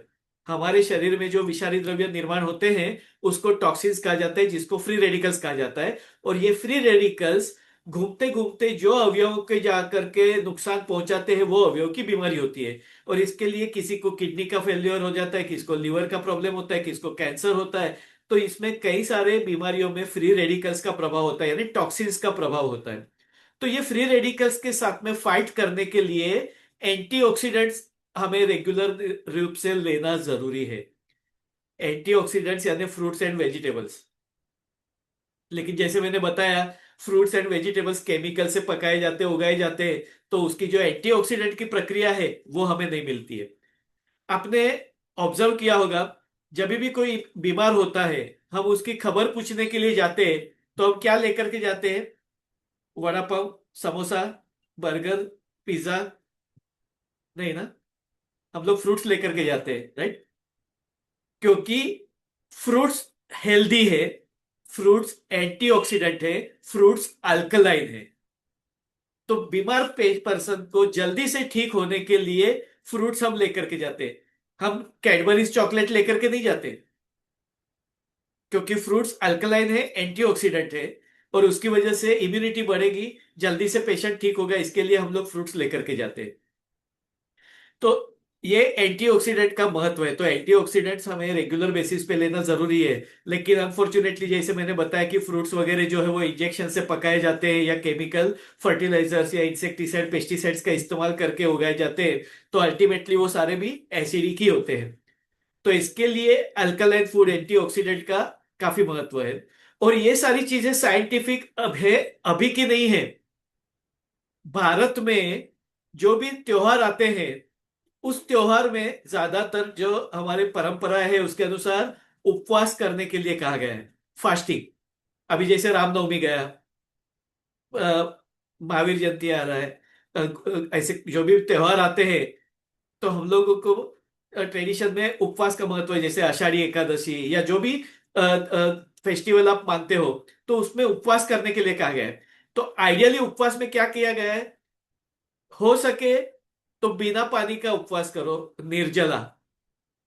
वो नहीं हो सकता है तो केवल पानी पी करके उपवास करो। वो भी नहीं होता है तो आप फलाहार करो, फ्रूट्स का इस्तेमाल करो। और वो भी आइडियली पहले तो ऐसा कहा गया, क्योंकि हमारी एक साइकोलॉजी क्या है, हमें खाना नहीं मिलेगा तो हमें तुरंत से हाथ पैर थरथरने लगते हैं। आज मेरा नाश्ता नहीं हुआ, मुझे खाना 1 घंटा लेट मिला, तो मेरा दिमाग काम नहीं कर रहा है, हाथ पर थरथरने लगे, क्योंकि हमें ऐसा लगता है कि खाना खाएंगे तो ही हमें ताकत आएगी।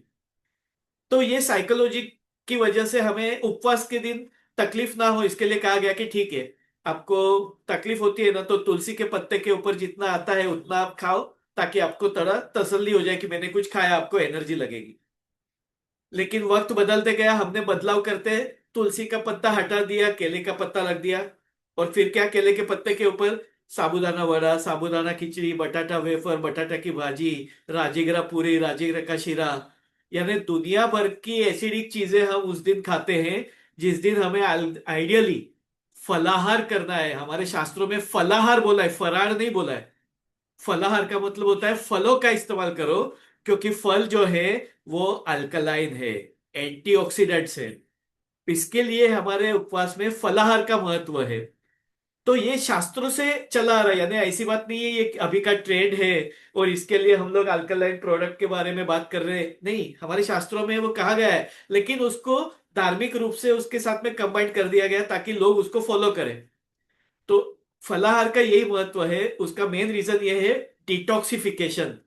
आप उस दिन कुछ खाना नहीं खाते हैं तो आपका जो जूना स्टॉक है वो पूरा क्लियर होता है, क्योंकि मार्च एंडिंग का टारगेट जो कंप्लीट करना है तो उपवास करेंगे तो ही वो मार्च एंडिंग का टारगेट कंप्लीट होगा, वरना तो फाइल बढ़ती ही जाएगी हर बार। और इसके लिए उपवास का महत्व है। और अगर खाना ही पड़े तो आप फल खाइए।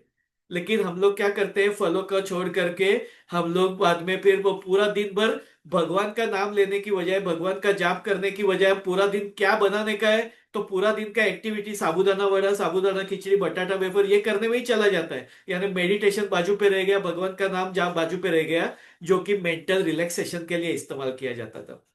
तो हमारे शास्त्रों से ये कहा गया है कि आप फलों का इस्तेमाल करो, क्योंकि फल एंटीऑक्सीडेंट है, फल अल्कलाइन है, डाइजेशन के लिए इजी है, आपका माइंड पीसफुल होगा, काम होगा, आपका शरीर अच्छा होगा और आप हेल्दी रहेंगे। तो एंटीऑक्सीडेंट का ये महत्व है और इसके लिए हमें ज्यादा से ज्यादा फलों का इस्तेमाल। लेकिन जैसे मैंने बताया, एक तो फल जो है वो हमें शुद्ध मात्रा में नहीं मिल रहे हैं। दूसरी बात, अगर आप देखेंगे, जैसे एक एप्पल 30 40 या 50 रुपए का अगर एक एप्पल आता है, और अगर आप पूरे घर में 4 लोग हैं और रोज का एक एप्पल खाना है तो रोज का 200 रुपए का एप्पल देखने को जाएंगे तो वो इकोनॉमिकल भी नहीं है, परवड़ता भी नहीं है, क्योंकि केवल एप्पल खाने से तो पेट नहीं भरने वाला है, आपको बाकी की चीजें भी तो खानी है। तो अगर महीने का अगर 10 20 हजार रुपया केवल आपके फ्रूट्स के ऊपर चले जाए तो ये भी इकोनॉमिकल नहीं है। तो ये सारी कुछ बातें ऐसी है जो प्रैक्टिकली पॉसिबल नहीं होती है। कभी कभार खा लेना ठीक है, लेकिन ज्यादातर हम लोग खाते हो दाल चावल भाजी रोटी, यही सारी चीजें खाते हैं जो कि एसिडिक है।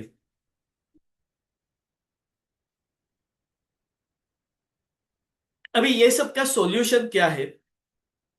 अभी ये सारी बातें तो मैंने बता दी कि ठीक है, हमें पता चला कि बॉडी एसिडिक में है तो बीमारियां हैं, अल्कलाइन होनी चाहिए और अल्कलाइन फूड खाना चाहिए। लेकिन अभी अल्कलाइन फूड हमें ओरिजिनल या ऑर्गेनिक फॉर्म में नहीं मिल रहा है, तो उसका ऑप्शन क्या है? तो जैसे मैंने बताया, मैंने 10 साल पहले एक डिवाइस, जापानीज डिवाइस जो है वो 3 लाख का मैंने घर में बसाया अल्कलाइन वाटर के लिए। क्योंकि मुझे एक बात समझ में आई, बीमारी होने के बाद में लाखों रुपया खर्चा करने से अच्छा है कि हम हेल्थ के ऊपर, प्रिवेंशन के ऊपर, वेलनेस के ऊपर थोड़ा खर्चा करें तो वो सस्ते में निपट जाता है। अभी मैंने देखा, तभी मेरे एक फ्रेंड की वाइफ को ब्रेस्ट कैंसर हुआ, कीमो रेडिएशन सर्जरी, लेकिन उसके बाद में भी शरीर को जो नुकसान पहुंचना था वो तो पहुंच ही गया। एक फ्रेंड के लड़की को ब्लड कैंसर हुआ, उसको भी काफी ज्यादा ट्रीटमेंट के बाद में वो सर्वाइव हो गई अच्छी तरीके से, वो अ, बाकी अभी अच्छे से लाइफ जी रही है। लेकिन कहने का मतलब, जब बीमारी आ जाती है उसके बाद में हमारे हाथ में कुछ नहीं रहता। तो वो लाखों रुपए का खर्चा हो तो भी करना पड़ता है। कई बार लाखों रुपए के खर्चे के बावजूद भी बीमारी ठीक नहीं होती है या इंसान हमें वही कंडीशन में वापस नहीं मिलता है, लेकिन फिर भी हमें वो चलाना पड़ता है क्योंकि कोई ऑप्शन नहीं है। तो मैंने ये देखा कि अगर मैं 3 लाख रुपए की एक गाड़ी लेता हूं तो उसका मुझे प्रैक्टिकली बेनिफिट कुछ नहीं होने वाला है। मेरे घर के बाहर गाड़ी पड़ी रहेगी, मेरा सोसाइटी स्टेटस थोड़ा इंप्रूव होगा, उससे अलावा कोई फायदा नहीं होने वाला है। लेकिन अगर मैं ये मशीन लेता हूं तो हमारे घर में 6 लोग हैं, तो 6 के 6 लोग आने, मशीन का लाइफ 20 से 25 साल है। तो तब तक हम लोग हेल्थ पॉइंट ऑफ व्यू हमें उसका एडवांटेज मिलेगा। और टचवुड, हमें कोविड के दौरान उसका बहुत अच्छा एडवांटेज मिला, क्योंकि जैसे मैंने बताया कि एसिडिक एनवायरनमेंट में बीमारियां पनपती है, तो अल्कलाइन वाटर की वजह से हम लोगों की इम्यूनिटी काफी अच्छे से मेंटेन रही, न्यूट्रिशनल लेवल काफी अच्छा रहा और कई सारे बेनिफिट्स वो वाटर के थे, है इनफैक्ट। तो उसका हमें फायदा मिला। लेकिन अनफॉर्चुनेटली वो मशीन 3 लाख का है तो आम इंसान नहीं ले सकता है। तो ये नॉन अफोर्डिंग प्राइस है जो सभी लोगों के लिए नहीं, इनफैक्ट मैक्सिमम लोगों को वो अफोर्डिंग नहीं है। और इनफैक्ट जो लोग अफोर्डेबल है, 50 लाख का मर्सिडीज लेते हैं लेकिन उनके पास में भी वो मशीन नहीं है, ये भी मैंने देखा। क्योंकि वो मशीन या वो कोई भी एक प्रोडक्ट लेने के लिए आपका विजन, आपकी मेंटालिटी और आपकी प्रायोरिटी क्या है उसके ऊपर वो डिपेंड करता है। आपके पास में 50 लाख की मर्सिडीज लेने के लिए पैसा है, क्योंकि मर्सिडीज से आपका रुतबा बढ़ेगा, स्टेटस सिंबल बढ़ेगा, आपका, आप कॉलर टाइट करके घूम सकते हैं। मेरे पास में मर्सिडीज है, वो मर्सिडीज आपको एक पैसे का हेल्प नहीं देने वाली है, लेकिन उसके बावजूद भी आप लेंगे क्योंकि स्टेटस मिलता है। तो आपके लिए स्टेटस ज्यादा महत्वपूर्ण है या हेल्थ ज्यादा महत्वपूर्ण है, ये अपनी अपनी प्रायोरिटी की बात है। तो मैंने वो मशीन लिया और जिसका मुझे 10 साल से एडवांटेज भी मिल रहा है। इनफैक्ट मैं मेरे पेशेंट्स को मेरे क्लिनिक में, मैं मेरा बेसिक वर्क जो है वो एक्यूपंक्चर का है, तो मेरे यहाँ पे ट्रीटमेंट के लिए जो लोग आते हैं वो करीबन 15-20 दिन के लिए उनको एक्यूपंक्चर की ट्रीटमेंट करनी होती है। तो उनको मैं हर रोज 1 लीटर बोतल, मैं ऐसे पानी की बोतल मैंने रखी है, ये पानी की बोतल में मैं उनको पानी देता था कि आपको रोज 1 लीटर ये अल्कलाइन पानी पीना है। नेक्स्ट डे खाली बोतल लेके आइए, मैं दूसरी बोतल दे दूंगा आपको। तो मैं घर से भर के लेके आता था, उनको देता था। और मुझे पेशेंट्स का फीडबैक मिलता था। और रेगुलर 15-20 दिन कंटिन्यू इस्तेमाल करने से कई सारे पेशेंट का जो regular acidity, gas, indigestion, constipation, ये प्रॉब्लम तो सॉल्व होता ही था। लेकिन कई सारी फीमेल्स ने भी बताया कि उनको जो पीसीओडी की शिकायत थी उसमें इंप्रूवमेंट हो रहा है, पीरियड के दौरान जो पेन होता था उसमें इंप्रूवमेंट हो रहा है, एनर्जी लेवल में, इम्यूनिटी में फर्क पड़ रहा है। तो ये केवल कुछ दिन इस्तेमाल करने से, और केवल 1-1 लीटर पानी, जबकि हम लोग तो घर में पूरा दिन भर यही पानी पीते हैं। सिर्फ खाना खाते वक्त में या कोई दवाई गोली किसी को लेना हो तो वो पानी अल्कलाइन नहीं दिया जाता है। बाकी अदरवाइज आप दिन भर में ये पी सकते हैं। तो कई सारे लोग बोलते हैं कि इतना ज्यादा क्यों?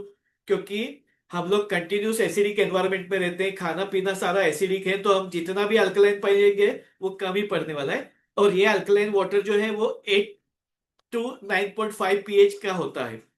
उससे ज्यादा का पीएच का पानी नहीं पिया जाता है, 8 to 9.5 पीएच का ही पानी पिया जाता है। तो उससे कोई नुकसान भी नहीं होता है, लेकिन इंप्रूवमेंट होती है। तो अभी ये इतना महंगा मशीन ये रिकमेंड नहीं कर सकते। तो मेरा काम चालू था ढूंढना। तो उसके बाद में धीरे धीरे कुछ टेक्नोलॉजी डेवलप होते गई, कुछ प्रोडक्ट्स आते गए, तो देखा मैंने कि कुछ ऐसे प्रोडक्ट है कि जो इकोनॉमिकल भी है और इफेक्टिव भी है। तो उनके लिए मैंने फिर वो प्रोडक्ट मैंने प्रमोट करना या उसके बारे में जानकारी लेना शुरू किया, और वो सारी चीजें के बारे में आज मैं बताने वाला हूँ। तो मैं कुछ आपको डेमो वगैरह दूंगा, तो वो आपको देखना है। तो आप लोग रेडी है ये डेमो देखने के लिए और जानकारी लेने के लिए? तो अगर आप रेडी है, एक्साइटेड एक्साइटेड है तो यस ए ई लिखिए, रेडी है तो आर लिखिए। राइट। ओके।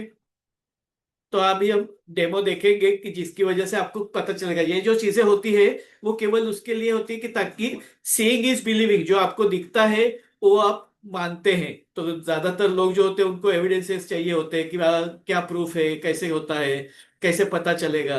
तो उनके लिए है। बाकी जिनको श्रद्धा है तो वो लोग तो बात मान करके, सुन करके ही कर लेते हैं, लेकिन कुछ लोगों को साइंटिफिक एविडेंसेस चाहिए होते हैं तो वो भी अवेलेबल होते हैं। तो वो दिखा देते हैं कि किस तरीके से ये काम करता है। ठीक है। तो अब हम कुछ डेमो देखेंगे और कुछ ऐसे प्रोडक्ट्स है उसके बारे में मैं जानकारी देता हूँ। तो आने वाले 30-45 मिनट्स तक आप बराबर से बने रहिए। अगर आपका आईपीएल देखना है तो अभी देख लीजिए, ये आईपीएल से ज्यादा महत्वपूर्ण है। तो अपना जो भी कुछ काम कर रहे हैं, क्योंकि आप देखेंगे तो आपको बहुत सारी जानकारी मिलेगी। राइट। तो अभी हम देखते हैं कुछ ऐसे प्रोडक्ट्स जो अल्कलाइन है, तो उसके बारे में मैं कुछ ब्रीफ में आपको आइडिया दे देता हूँ। शुरुआत से बता देता हूँ। ये एक अल्कलाइन वाटर स्टिक है। इसमें कुछ मिनरल्स वगैरह होते हैं, पेबल्स होते हैं। ये 1 लीटर के पानी की बोतल में आपको डाल देना है। जैसे आधा लीटर की बोतल में भी आप डाल सकते हैं, इसकी साइज आप देख सकते हैं छोटी है, यानी आधा लीटर की बोतल में भी ये जा सकता है। ये आपने पानी भर दिया 1 लीटर, इसमें आपने डाल दिया, ये थोड़ी देर में ये पानी अल्कलाइन बन जाएगा। तो ये वो स्टिक होती है, प्रीमियम क्वालिटी की स्टिक है ये इसकी मदद से पानी का पीएच वैल्यू 8 to 8.5 तक चला जाता है, यानी माइनर पीए, माइनर अल्कलाइन वाटर बनता है, क्योंकि इसमें ये क्वांटिटी काफी कम है।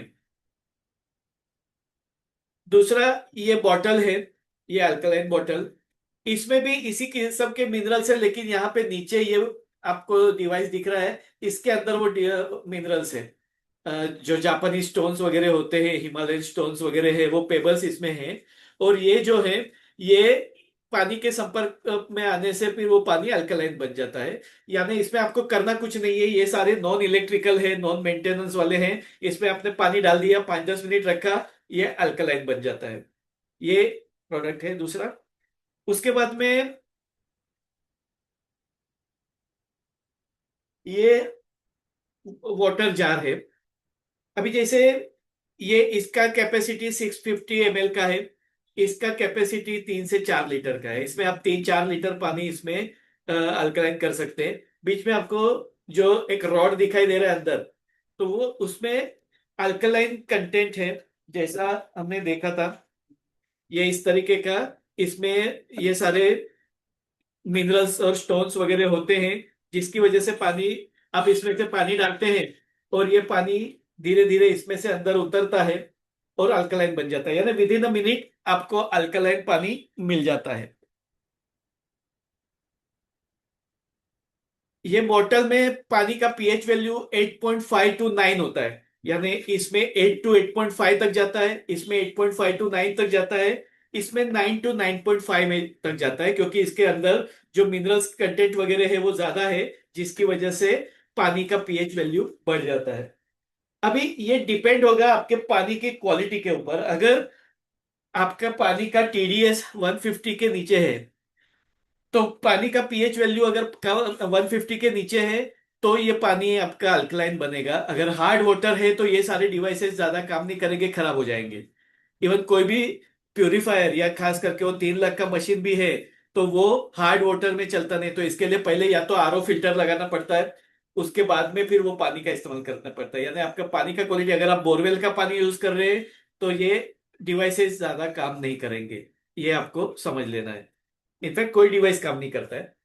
उसके बाद में ये एक प्रोडक्ट है।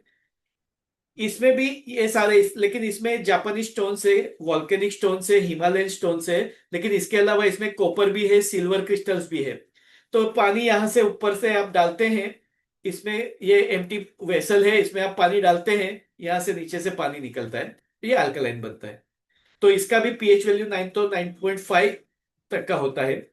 अभी ये जो स्टिक हमने देखा था, इसमें करीबन 1000 से 1200 लीटर तक का पानी आप अल्कलाइन बना सकते हैं।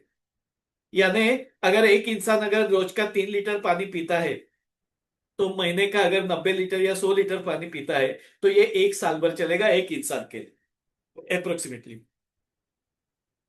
जो बोतल है, ये करीबन 2000 लीटर तक पानी को अल्कलाइन कर सकती है। जग जो है, ये 3 लीटर तक, 3000 लीटर तक का पानी को अल्कलाइन कर सकता है। और ये करीबन 10,000 लीटर तक के पानी को अल्कलाइन कर सकता है, इसका जो कंटेंट है वो। अभी इसके अलावा और एक जो महत्वपूर्ण है, वो ये अल्कलाइन ड्रॉप्स है। ये अल्कलाइन ड्रॉप्स क्या करना होता है आपको, 1 लीटर पानी में, यानी ये 1 लीटर की बोतल है, ये 1 लीटर पानी में केवल एक ड्रॉप डालना है। केवल एक ड्रॉप डालेंगे तो ये पानी अल्कलाइन बन जाता है 8 to 8.5 पीएच का। अगर हार्ड वाटर है, तो आपको एक की बजाय 2 या 3 बूंद डालने पड़ेंगे। यानी ये एक प्रोडक्ट ही ऐसा है जो आप हार्ड वाटर में वगैरह भी इस्तेमाल कर सकते हैं, जिसमें कोई डिवाइस नहीं है, तो आप कोई भी पानी में डाल सकते हैं। तो इसके ये सबके एडवांटेजेस क्या है, किस तरीके से इसका पीएच वैल्यू क्या होता है ये हम देखेंगे, एंटीऑक्सीडेंट वैल्यू क्या है ये हम देखेंगे। तो रेडी है आप लोग? थोड़ा टाइम ये सब देखने के लिए आधा घंटा लगेगा। आप थोड़ा इंटरेस्टिंग लगता है ये आपको? साइंस में अगर जब जब हमें प्रॉपरली साइंटिफिक वे से जब जानकारी मिलती है, तो वो सब्जेक्ट का मजा कुछ अलग आता है सीखने का, जानने का। तो are you excited to know about it? Okay, thank you. अभी हम लोग डेमो देखते हैं कुछ चीजों का। ये मैंने ग्लास में मैं क्या करता हूँ, सभी का जो प्रोडक्ट का पानी जो है वो इसमें डालता हूँ, यानी आपको पता चलेगा वो पानी का इफेक्ट क्या है वो, ताकि सभी प्रोडक्ट अलग अलग है। ये मैं केवल अभी पहले जो दिखा रहा हूँ वो अल्कलाइन प्रोडक्ट ही दिखा रहा हूँ, अल्कलाइन वाटर के लिए। अभी ये इसका मैं नहीं दिखा रहा हूँ फिलहाल, क्योंकि उसको थोड़ी देर रखना पड़ेगा हमें पानी में। लेकिन ये भी अल्कलाइन है, तो जो तुरंत हो जाता है वो। अभी जैसे मैंने इसमें थोड़ा पानी मैंने ऑलरेडी भर के रखा है, तो ये अल्कलाइन है। अभी अल्कलाइन है कि नहीं कैसा पता चलेगा, तो अब देख सकते हैं बॉटल का क्वालिटी काफी अच्छा है, यानी पर्सनल यूज के लिए, ट्रैवलिंग के लिए काफी अच्छा है ये। मैंने मैं थोड़ा ये नीचे कर देता हूँ ताकि आपको पता चले ग्लास के। यहाँ पे मैंने पानी में बोतल का मैं डाल रहा हूँ। ठीक है। ये यहाँ पे रखता हूँ ताकि पता चले ये बोतल का पानी है। अभी दूसरा पानी मैं इसके जरिए इसका इस्तेमाल करता हूँ।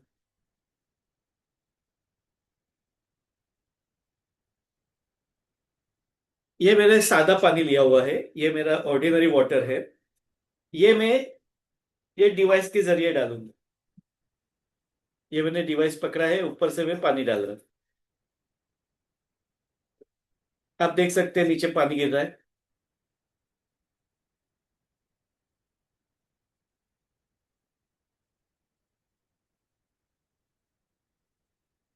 ठीक है। तो ये दूसरा गिलास का पानी जो है वो डिवाइस का पानी है, ये केवल आपको बताने के लिए।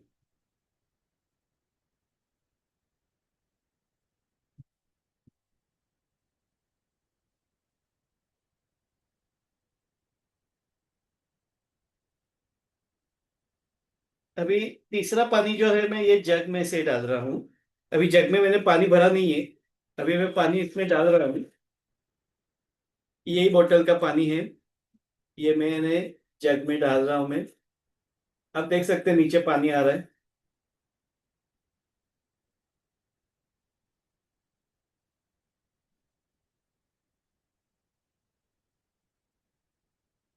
आप देख रहे हैं पानी नीचे आ रहा है ये।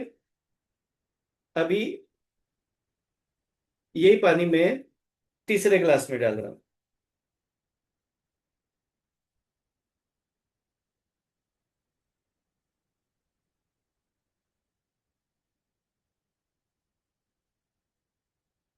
ओके। अभी ये तीन प्रोडक्ट हमने देखी है। अभी चौथा प्रोडक्ट आप देख रहे हैं, अभी मैं ये चौथा ग्लास है, ये मैंने ऑलमोस्ट पूरा ग्लास भर लिया।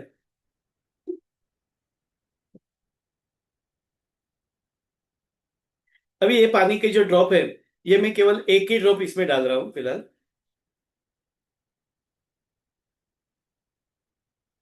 मैंने केवल एक ही ड्रॉप डाला है ये पानी का। ठीक है।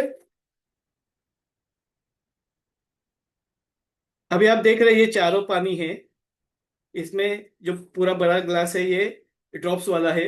ये पहले ये बोतल का पानी है, उसके बाद में ये जो है वो जग का पानी और डिवाइस का पानी। अब ये तीनों का अगर हमें पीएच वैल्यू वगैरह देखना है तो हमें क्या करना चाहिए। तो नॉर्मली पीएच देखने के लिए और ओआरपी देखने के लिए उसका सॉल्यूशन आता है, जो पानी में ड्रॉप में डालते हैं हम तो उससे हमें पता चलता है। तो हम लोग दो अलग अलग गिलास लेते हैं।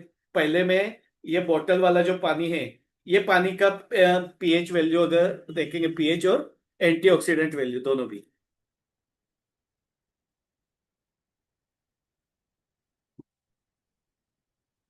ये पे मैंने पानी डाल दिया है।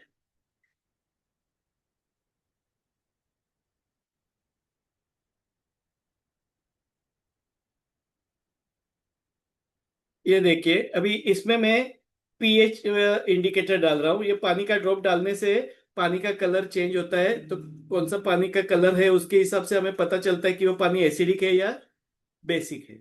आप देख सकते हैं ये पानी जो है ये,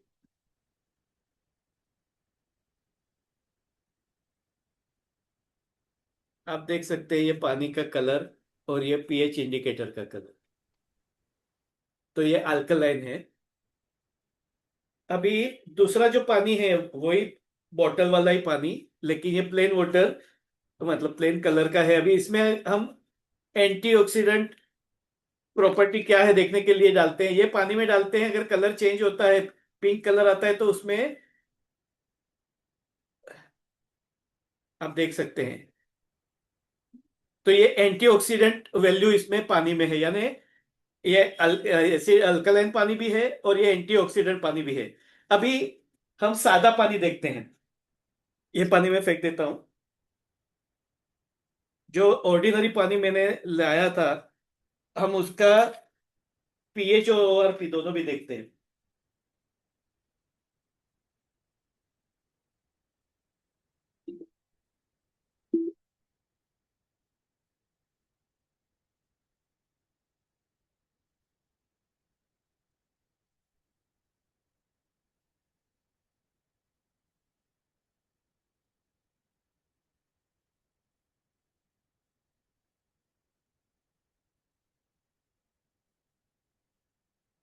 अभी पहले हम उसमें पीएच इंडिकेटर डाल के देखते हैं।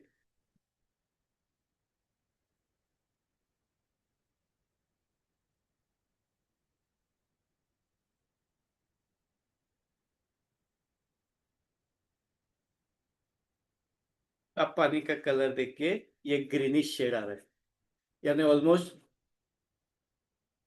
इसका 6 से 7 के बीच में इसका ये है। अब और एक दो डुबून ज्यादा डालता हूँ, यानी कलर आपको पता चले। तो ये पानी एसिडिक है, जो मैंने ऑर्डिनरी फिल्टर का पानी मैंने लाया था वो। अभी ये पानी में मैं ओआरपी टेस्टर डाल रहा हूँ। इसमें कोई पानी का कलर चेंज नहीं हो रहा है, ये प्लेन है, क्योंकि इसमें कोई एंटीऑक्सीडेंट प्रॉपर्टी नहीं है। यानी कहने का मतलब ये डेड वाटर है। ये जो फिल्टर का वाटर मैंने लाया, ये डेड वाटर है, राइट। तो ये डेड वाटर है जिसमें कुछ भी नहीं है, यानी वो केवल पानी पी रहे हैं हम, लेकिन जो हाइड्रेशन न्यूट्रिशन जो भी मिलना चाहिए वो हमें नहीं मिल रहा है, right? अभी ये जो दूसरा पानी है वो देखते हैं हम, दूसरा प्रोडक्ट का।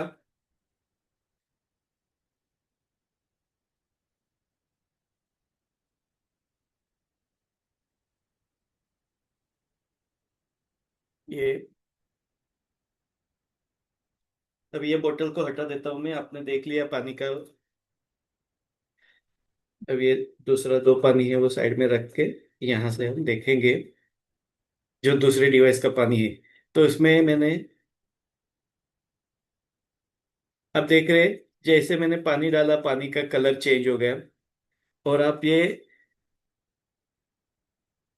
चेक कर सकते हैं, करीबन 8 से 9 के बीच में ये पानी का पीएच वैल्यू है। उसमें अभी मैं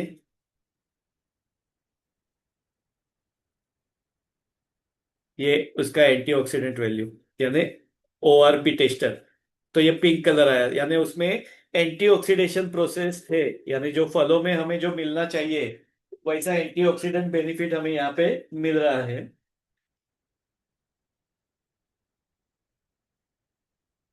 तो ये सारे अल्कलाइन वाटर की जो डिवाइसेस हैं ये उसके एडवांटेजेस है।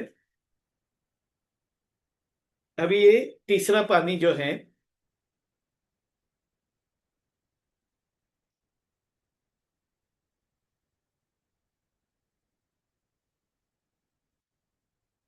अभी इसमें मैंने पीएच इंडिकेटर डाल रहा हूं मैं।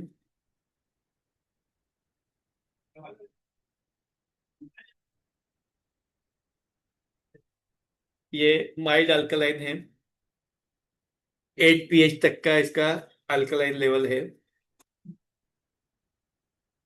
और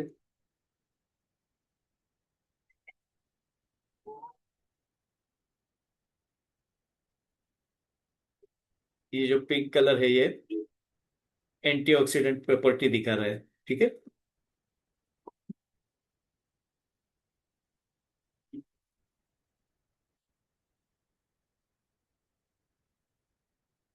अभी जो अल्कलाइन वाटर जो है, ये पूरा ग्लास जो मैंने भरा हुआ है, अभी हम उसके बारे में देखते हैं। ये पहले मैं इसको ठीक से मिक्स कर लेता हूँ, पानी में ड्रॉप डाला है तो। अभी ये पानी हम देखते हैं इसमें एसिडिक अल्कलाइन क्या कंटेंट है। अभी ये मैंने पीएच इंडिकेटर डाल रहा हूँ।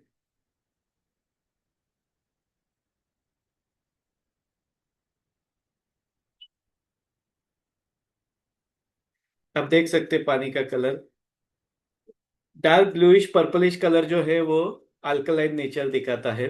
आप ये पीएच इंडिकेटर को देख सकते हैं, उसका कलर्स को देख सकते हैं कि 8 से लेकर के बाद में फिर कलर डार्क होते जाता है। तो ये जो ऑलमोस्ट आपको 9 से 10 पीएच का ये दिखाई दे रहा है, क्योंकि मैंने बताया था कि 1 लीटर बोतल में एक ड्रॉप डालना है।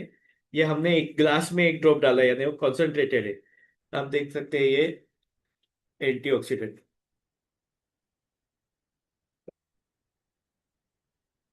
ये बेसिक टेस्टिंग है केवल हम लोग जो पानी इस्तेमाल कर रहे हैं वो एसिडिक है या अल्कलाइन है वो जानने के लिए पीएच टेस्टिंग और एंटीऑक्सीडेंट प्रॉपर्टी ये देखने के लिए, ये चेकिंग के लिए ये आसान तरीका है। बाकी उसके मीटर आते हैं, एंटीऑक्सीडेंट्स का मीटर आता है, वो चेक करके आप ओआरपी मीटर से चेक कर सकते हैं कि माइनस लेवल क्या है। नॉर्मली एंटीऑक्सीडेंट प्रॉपर्टी यानी माइनस में होती है, 50, 100, 150, 200 इस तरीके से।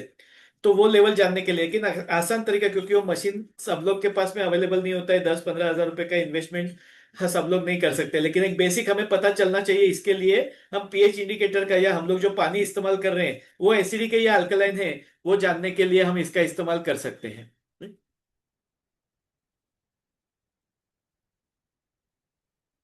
अभी ये हमने बेसिक देखा कि इसका पीएच लेवल क्या है, एंटीऑक्सीडेंट प्रॉपर्टी क्या है, वो जानने के लिए, जिसके बारे में मैंने पहले आपको पूरी जानकारी दी थी कि एंटीऑक्सीडेंट क्या होता है, अल्कलाइन क्या होता है, राइट। अभी उसके बाद में हम कुछ टेस्टिंग देखेंगे अल्कलाइन वाटर के। अभी हम लोग कुछ देखते हैं, हल्दी का टेस्ट देखते हैं। ये टर्मरिक पाउडर है, हल्दी है।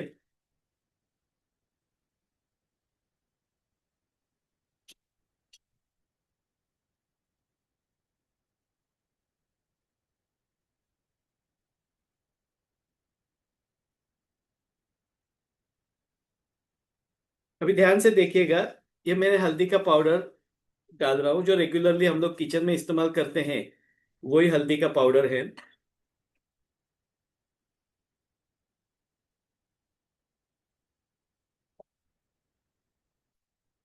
अभी ये ग्लास जो है, इसमें मैं जो ऑर्डिनरी वाटर है वो डालता हूँ, जो हम लोग आमतौर पे किचन में इस्तेमाल करते हैं, अपने फिल्टर का पानी या नल का पानी, जो भी आप इस्तेमाल करते हैं फिल्टर का वगैरह, खाना पना पकाने के लिए वगैरह। तो ये ऑर्डिनरी वाटर है।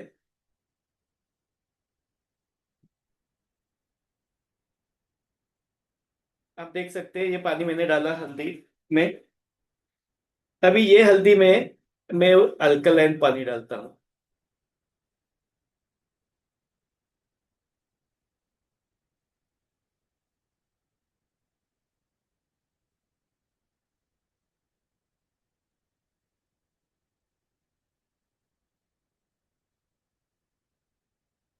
आपको दोनों का कलर डिफरेंस पता चल रहा है?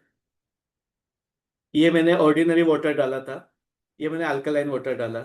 आप इसमें देख सकते हैं, इसमें जो हल्दी का पाउडर है, आप देख सकते हैं नीचे हल्दी का पाउडर आपको दिखाई दे रहा है, ये पूरी तरीके से घुला नहीं है। हल्दी के जो करक्यूमिन का जो बेनिफिट होता है, हल्दी के अंदर जो करक्यूमिन नाम का केमिकल होता है नेचुरली, जो इम्यूनिटी बढ़ाने के लिए काम में आता है, वो मौजूद होता है। लेकिन हम लोग जो ऑर्डिनरी पानी पीते हैं, खाना बनाने के लिए आप वही पानी इस्तेमाल करते हैं, तो करक्यूमिन का एडवांटेज आपको नहीं मिल रहा है। आपको हल्दी तो आप डाल रहे हैं, हल्दी का कलर भी आ रहा है, लेकिन उसका जो मेडिसिनल बेनिफिट मिलना चाहिए वो नहीं मिल रहा है। अभी यहाँ पे देखिए आप, यहाँ पे आप देखेंगे तो ऑलमोस्ट हल्दी का पाउडर ज्यादा घुल रहा है इसमें। आप देखो हल्दी का ये एक्चुअल में हल्दी का कलर ये होता है। तो अल्कलाइन वाटर की वजह से वो सारा एक्सट्रैक्ट यानी करक्यूमिन इसमें पानी में मिक्स हुआ, यानी अगर आप ये पानी कुकिंग के लिए भी इस्तेमाल करते हैं तो जो इंग्रेडिएंट्स आप इस्तेमाल कर रहे हैं उसका जो मेडिसिनल वैल्यू है वो आपको पूरी तरीके से मिलता है। अब देख लीजिए कलर का डिफरेंस, देख लीजिए कितना मेजर डिफरेंस है। केवल पानी डाला उतने में ही ये फर्क पड़ रहा है, क्योंकि हमारा जो हल्दी अगर मिक्स नहीं होता है तो जो हमें फायदा मिलना चाहिए वो नहीं होता है। तो यह आसान डिस्टेंस डिफरेंस है देखने के लिए।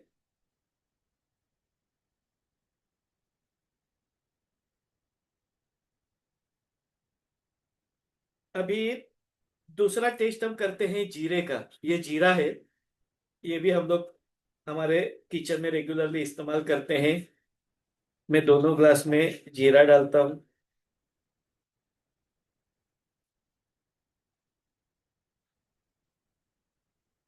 अभी ये सादा पानी जो है ये मैं जीरे में डाल रहा हूँ।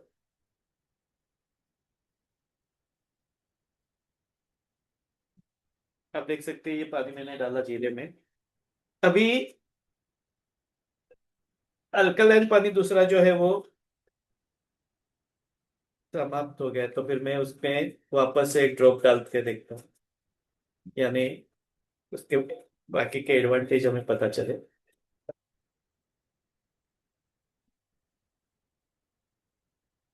ये पानी में मैं एक ड्रॉप अल्कलाइन का डाल रहा हूँ।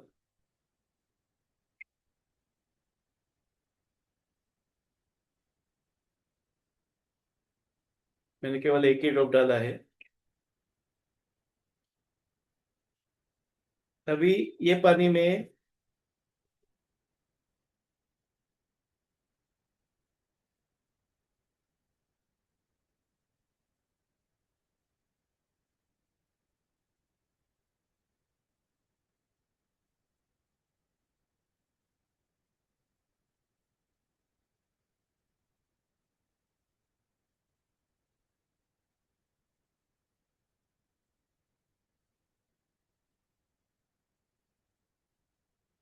आप देख रहे हैं दोनों पानी का कलर का डिफरेंस।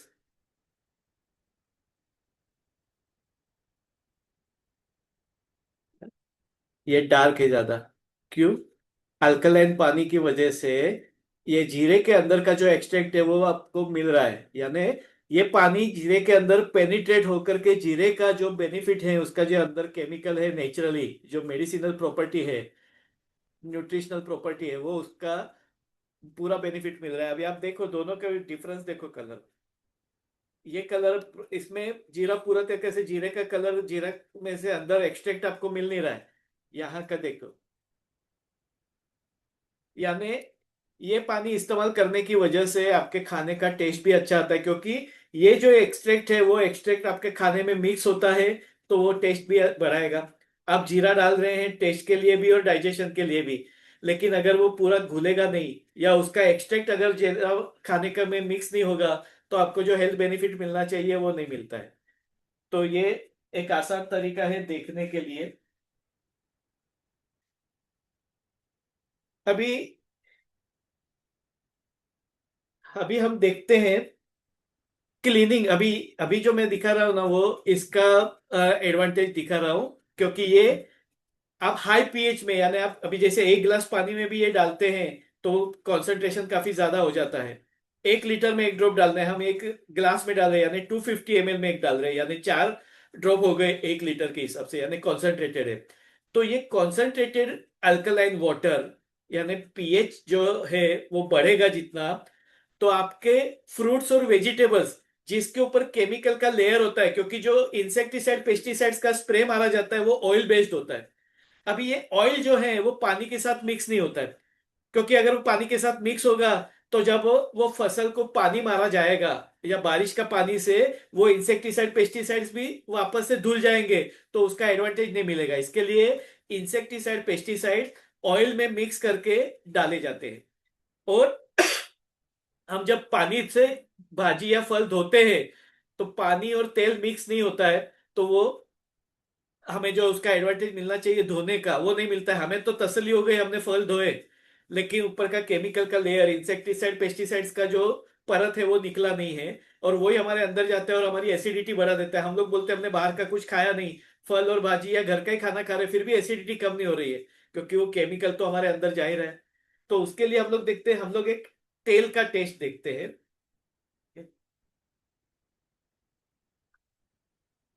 अभी तेल के टेस्ट के लिए क्या करना है,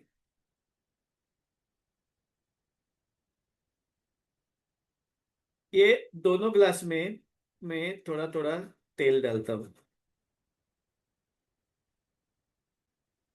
आप जो भी तेल खाने पीने के लिए घर में इस्तेमाल करते हैं वो तेल आप डाल सकते हैं। ये मैं केवल आपकी जानकारी के लिए कि तेल में क्या फर्क पड़ सकता है ये बताने के लिए।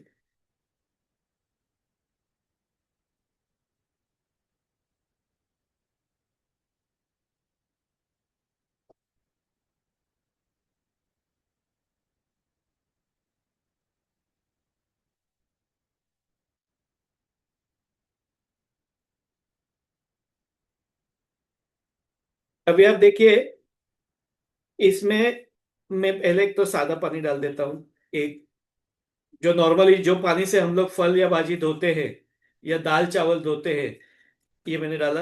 अब ये दूसरे ग्लास में मैंने वही पानी डाला सादा, लेकिन उसके अंदर मैंने अल्कलाइन वाटर के ड्रॉप्स डालें। एक ही ड्रॉप डालता हूं मैं फिलहाल।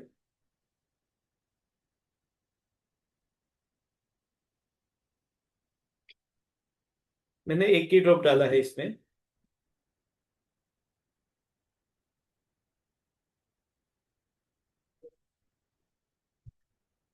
वो ड्रॉप मैंने हिला दिया पानी को। अभी आप, जो मैंने ऑर्डिनरी पानी डाला था, आप क्या देख सकते हैं इसमें तेल और पानी मिक्स हुआ है क्या? नहीं है, बराबर है। अभी आप ध्यान से देखिएगा। अभी इसमें मैं अल्कलाइन वाटर डालता हूँ।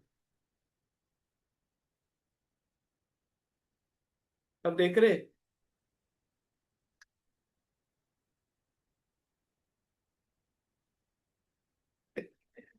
इसमें आप देख सकते हैं तेल और पानी मिक्स नहीं हुआ है। तेल ऊपर जम गया है पानी के ऊपर। यहाँ पे आप देख रहे तेल का, फैटी एसिड का विघटन हुआ है। इमल्सिफिकेशन जिसको हम कहते हैं। देखिए आप, लगता है मिरेकल। ये पानी देखिए आप, तेल और पानी मिक्स नहीं हुआ है। और यहाँ पे देखिए आप, ऑलमोस्ट तेल ब्रेक डाउन हो गया है। फैटी एसिड को ब्रेक डाउन किया अल्कलाइन पानी ने। इसका क्या मतलब है कि जब आप फल और भाजी अल्कलाइन पानी से धोते हैं, तो उसके ऊपर का जो ऑयल बेस्ड इंसेक्टिसाइड पेस्टिसाइड्स है, वो धुलने के लिए भी काम में आता है। लेकिन ये हाई पीएच वैल्यू का पानी, करीबन 11 से 12 पीएच वैल्यू का पानी होगा, उसमें ये होगा। 8 से 9 पीएच में नहीं होता है ये। तो मैंने जो ड्रॉप डाला वो कॉन्सेंट्रेटेड है। 1 लीटर में 1 बूंद डाला है मैंने, 1 गिलास में 1 बूंद डाला, यानी ऑलमोस्ट 1 लीटर में 4 बूंद हो गए एवरेज देखेंगे तो ये ऑलमोस्ट 11 से 12 पीएच वैल्यू का पानी हो गया। जिसकी वजह से आप देख सकते हैं ये दूध के जैसा हो गया पानी, यानी तेल को ब्रेक डाउन किया। यहाँ पे आप देखो, तेल को कितना भी हिलाओ, पानी को हिलाओ, तेल और पानी दो सेपरेट लेयर्स दिखाई दे रहे हैं। और यहाँ पे आप देखो, वो घुल गया, तेल ब्रेक डाउन हो गया। इसी तरीके से अल्कलाइन पानी आप रेगुलर पीते हैं तो आपके एक्स्ट्रा फैट्स जो जमा हुई है, फैटी एसिड को वो डिस्ट्रैक्ट करने के लिए, उसको डिस्ट्रॉय करने के लिए काम में आ सकता है, यानी वेट रिडक्शन के लिए भी काम में आ सकता है अगर अल्कलाइन पानी पिया गया तो। इंटरेस्टिंग लगता है आपको? Science miraculous, isn't it? I opening है यार, है कि नहीं? अभी हम देखेंगे कि खाने पीने की चीजें अगर हम इससे अगर साफ करते हैं तो क्या होगा।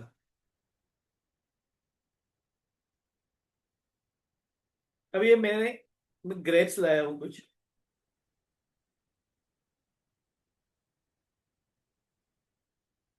तो नॉर्मली हमें पता है ग्रेप्स, टोमेटो, ये सब के ऊपर बहुत ज्यादा दवाइयों का स्प्रे मारा जाता है, केमिकल्स मारे जाते हैं।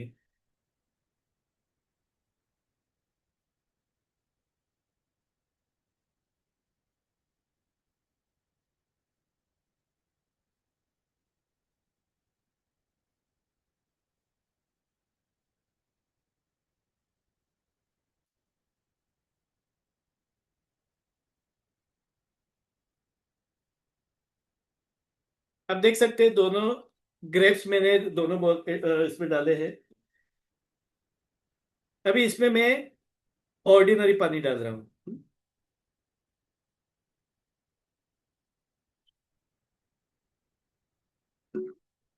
ये मैंने जो रेगुलर टैप वाटर या अपना घर का जो पानी लाया था वो डाला।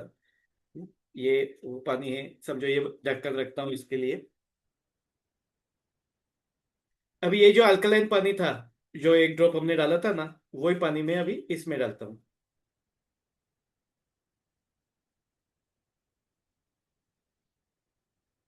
अभी कुछ देर हम लोग रखते हैं इसको, तो देखते हैं फिर क्या होता है।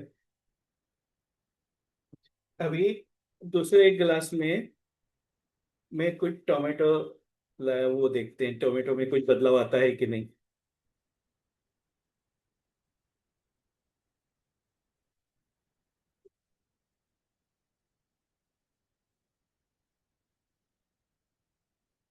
अभी ये टोमेटो भी मैं भी ये ऑर्डिनरी पानी पहले डालता हूँ।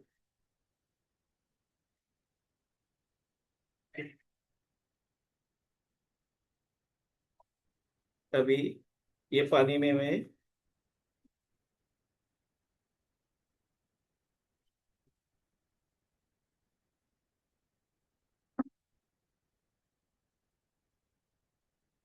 अल्कलाइन पानी का ड्रॉप डाल देता हूँ, एक बूंद।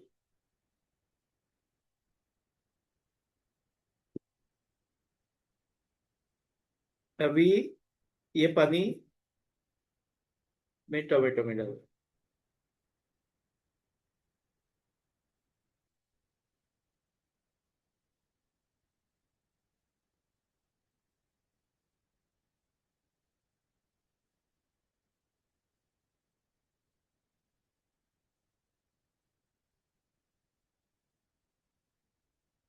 अभी पहले हम दोनों ग्लास में पहले ग्रेप्स का पानी दोनों का देखते हैं। ये ऑर्डिनरी वाला पानी है, जो ऑर्डिनरी पानी से यानी जिससे हम नॉर्मली ग्रेप्स धोते हैं। अभी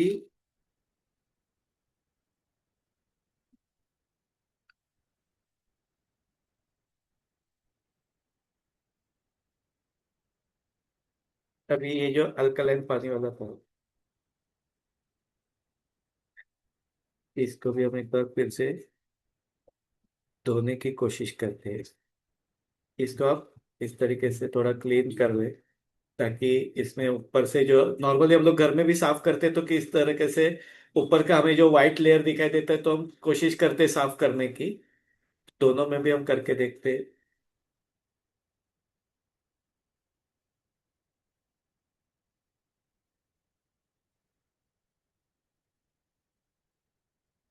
इसको भी हम लोग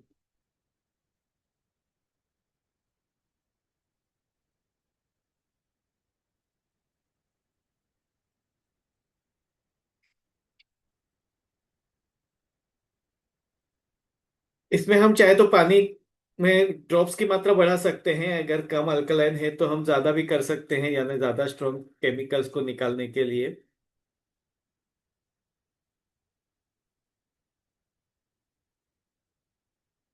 इसमें हमें ज्यादा डिफरेंस पता नहीं चल रहा है, लेकिन मैंने देखा है नॉर्मली अब थोड़ा बहुत डिफरेंस आपको पता चलेगा इसमें। अल्कलाइन पानी से ये ज्यादा धुलता है या साफ होता है। हम एक बार टोमेटो को भी देख लेते हैं कि उसमें क्या फर्क पड़ता है।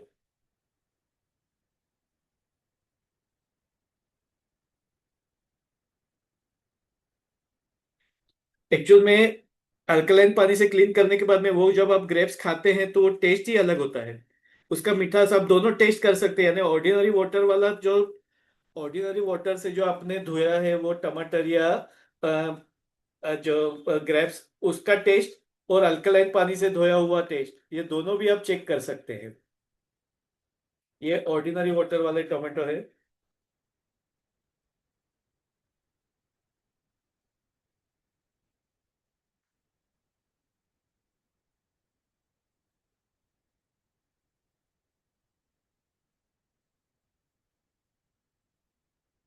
ये अल्कलाइन वाटर वाला टोमेटो है।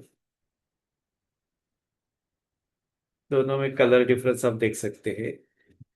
इसमें देखिए, आपको थोड़ा केमिकल बेस्ड यानी कलरफुल थोड़ा दिखेगा।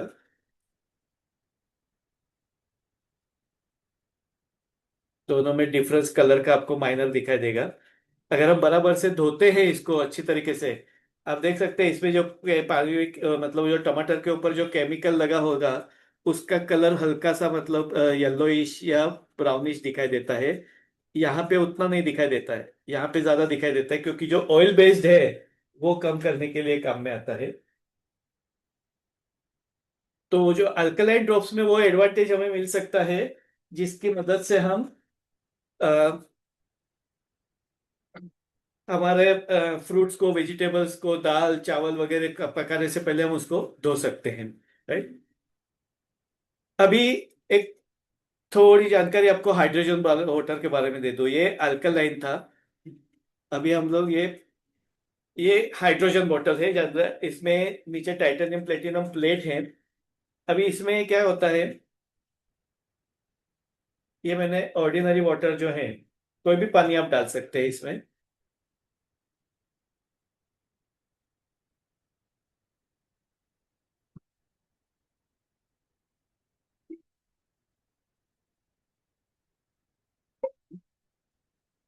अभी इसमें दो ढक्कन, एक ढक्कन ये है हाइड्रोजन पानी बनाने के लिए, दूसरा ढक्कन ये है अगर हमें इनहेल करना है हाइड्रोजन गैस को, तो ये हमें इनहेलर, ये नली दिया हुआ है, जैसा हम ऑक्सीजन इनहेल करते हैं तो वैसा ये नली हम लगा सकते हैं जो नाक में जाती है। और ये नली जो है वो यहाँ पे जो ढक्कन है ये खोल के उसका जो आउटलेट दिया हुआ है उसमें वो नली डाल करके लगा सकते हैं, यानी अगर हाइड्रोजन गैस अगर हमें इनहेल करना हो तो भी हम इससे इनहेल कर सकते हैं, खास करके रेस्पिरेटरी पैसेज को क्लीन करने के लिए वगैरह। अभी आप देख सकते हैं ये ऑर्डिनरी बॉटल है, राइट, ये, लेकिन ये हाइड्रोजन बॉटल है। अभी इसको नीचे एक बटन है, ये बटन मैंने पुश किया, अभी आप देखो इसमें कलर बटन चालू हुआ, मैं लाइट बंद करता हूँ, आप देखिए। अब देखिए इसमें बबल्स दिखाई दे रहे हैं आपको। हाँ, अब देखिए इसमें बबल्स आ रहे हैं एकदम से छोटे। मैं साइड में हट जाता हूँ ताकि दिखे। Are you able to see the bubbles? आप देख सकते हैं, ये हाइड्रोजन जनरेटिंग बोतल है, इसमें हाइड्रोजन जनरेट होता है। जो मैंने बताया 3 लाख के मशीन में भी जनरेट होता है, लेकिन ये पोर्टेबल है, कहीं पे भी लेके जा सकते हैं। 1/2 लीटर का ये बॉटल है। आप देख रहे हैं इसमें आपको बबल्स दिखाई दे रही है 3 मिनट के लिए। ये बटन प्रेस कर, मतलब ये बटन प्रेस कर दिया, 3 मिनट में ये वाटर हाइड्रोजन वाटर हो जाएगा, फिर उसको हम पी सकते हैं। तो वो हाइड्रोजन का एडवांटेज। आप देख रहे हैं ये बबल्स जनरेट हो रहे हैं, तो उसमें ये जैसे ही उसका 3 मिनट कंप्लीट हो जाएगा वो लाइट बंद हो जाएगी। और जब अगर हमें इनहेल करना है तो ये बटन को 2 बार प्रेस करना होता है, 10 मिनट तक ये लाइट जलेगी, 10 मिनट तक आप वो हाइड्रोजन को इनहेल कर सकते हैं। देख रहे हैं ये बबल्स जनरेट हो रहे हैं, तो ये हाइड्रोजन जनरेटिंग बॉटल है।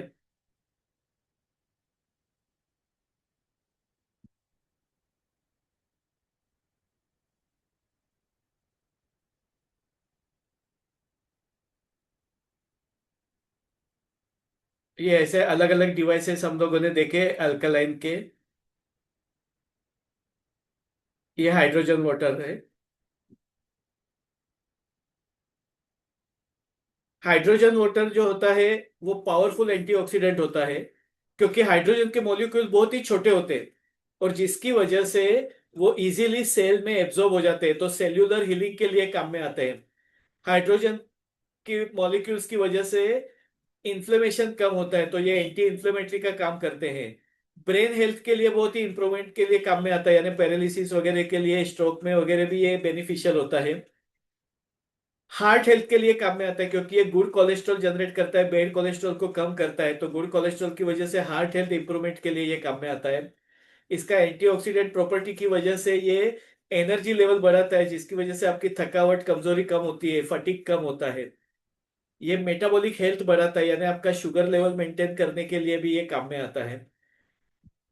एंटी एजिंग प्रोसेस एक्टिवेट होता है, तो आपके एनर्जी लेवल बढ़ाने के लिए ये काम में आता है। डिटॉक्सिफिकेशन होता है बॉडी का नेचुरली। ये आपकी रिकवरी के लिए, आपकी हेल्थ को इंप्रूव करने के लिए, हीलिंग फास्टर करने के लिए काम में आता है। आप देख सकते हैं ये अभी पानी बॉटल, अभी इसका लाइट बंद हो गया, यानी वो अभी ये वाटर हाइड्रोजन वाटर हो गया है। अभी अगर मुझे इसको पीना है तो मैं इसको आसानी से पी सकता हूँ। आप देख सकते हैं ये हाइड्रोजन वाटर के ऊपर कई सारे रिसर्च वर्क बने हैं, आप इसका स्क्रीनशॉट ले सकते हैं। ये मॉलिक्यूलर हाइड्रोजन इंस्टीट्यूट है, जिसमें साइंटिफिक स्टडी हुआ है हाइड्रोजन के बारे में, अभी भी चल रहा है। कई सारी बीमारियों के लिए, किडनी के ऊपर, लिवर के ऊपर, हार्ट के ऊपर, ब्रेन के ऊपर, कैंसर के ऊपर, ऐसे कई सारे ऑर्गन्स के ऊपर उसका स्टडी चल रहा है अभी भी। कुछ स्टडी हो चुका है, क्या क्या इंप्रूवमेंट मिलता है, यानी संपूर्ण रूप से ये साइंटिफिक एविडेंसेस के साथ में बताया गया है कि हाइड्रोजन वाटर जो है वो आपके हेल्थ के लिए कितना बेनिफिशियल हो सकता है, प्रिवेंशन के लिए, वेलनेस के लिए इस्तेमाल कर सकते हैं। अभी ये हाइड्रोजन वाटर रेडी है, इसको ये बॉटल से मैं आसानी से पी सकता हूँ।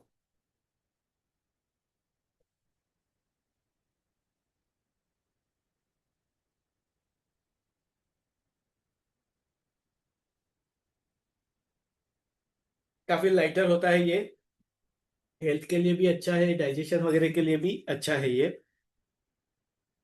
कितने लोगों को आज का टॉपिक इंटरेस्टिंग लगता है, या आपको ये प्रोडक्ट की जानकारी के बाद में आपको ऐसा लगता है कि इसके बारे में हमें जानना चाहिए या इसका प्राइसिंग हमें पता होना चाहिए, जिसका इस्तेमाल हम घर में कर सकते हैं? कितने लोगों को इंटरेस्ट है ये जानने के लिए? जिन लोगों को भी इंटरेस्ट है वो चैट बॉक्स में मी लिखिए, या प्राइस के लिए पी लिखिए, मैं आपको जानकारी देता हूँ उसके बारे में। यस। ओके। या। Thank you. मैं सभी प्रोडक्ट के बारे में आपको बता देता हूँ, फिर उसके बाद में मैं आपके लिए क्या यूजफुल है या आप क्या सोचते हैं उसके बारे में फिर हम डिस्कस कर सकते हैं। ये जो स्टिक मैंने सबसे पहले बताई थी, ये उसके बारे में है। ये स्टिक है। अगर पैसा कमाना है तो ईमानदारी से हासिल करें, और वो तरीका है।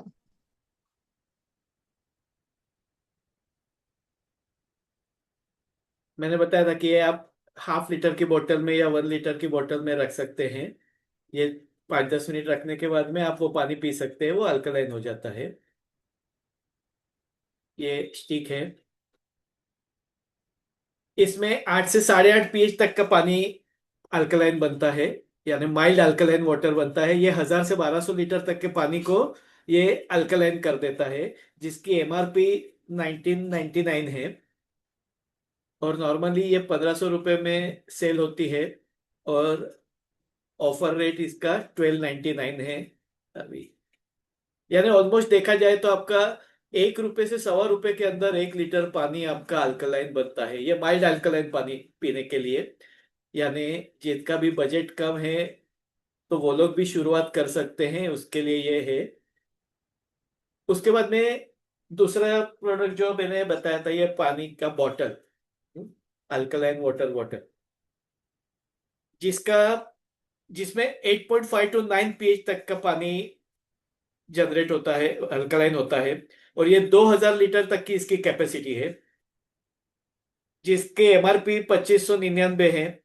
और इसका सेलिंग प्राइस 2290 होता है, और उसका ऑफर रेट 2099 है। यानी ऑलमोस्ट देखा जाए तो 1 रुपये में आपको 1 लीटर पानी अल्कलाइन मिलता है। यानी आप बाहर से मिनरल वाटर 15 रुपए का 20 रुपए का लेते हैं, जिस वो डेड वाटर है, जिसका कोई मेडिसिनल बेनिफिट नहीं है। जबकि यहाँ पे आपको 1 रुपए में आपको अल्कलाइन वाटर मिलता है, और ये पोर्टेबल है, आप कहीं पे भी लेके जा सकते हैं ट्रैवलिंग के हिसाब से। उसके बाद में जो जग मैंने आपको बताया था,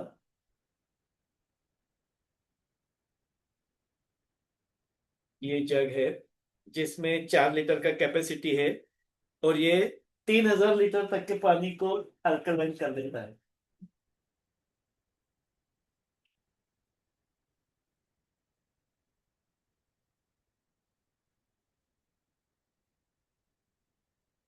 जिसकी एमआरपी 3999 है, सेलिंग रेट उसका 3299 है, और आज का ऑफर इसका 2999 है।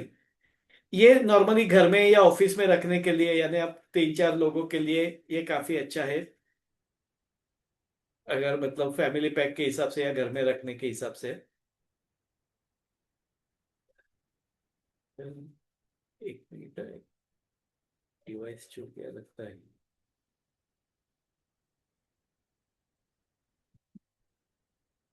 ओके।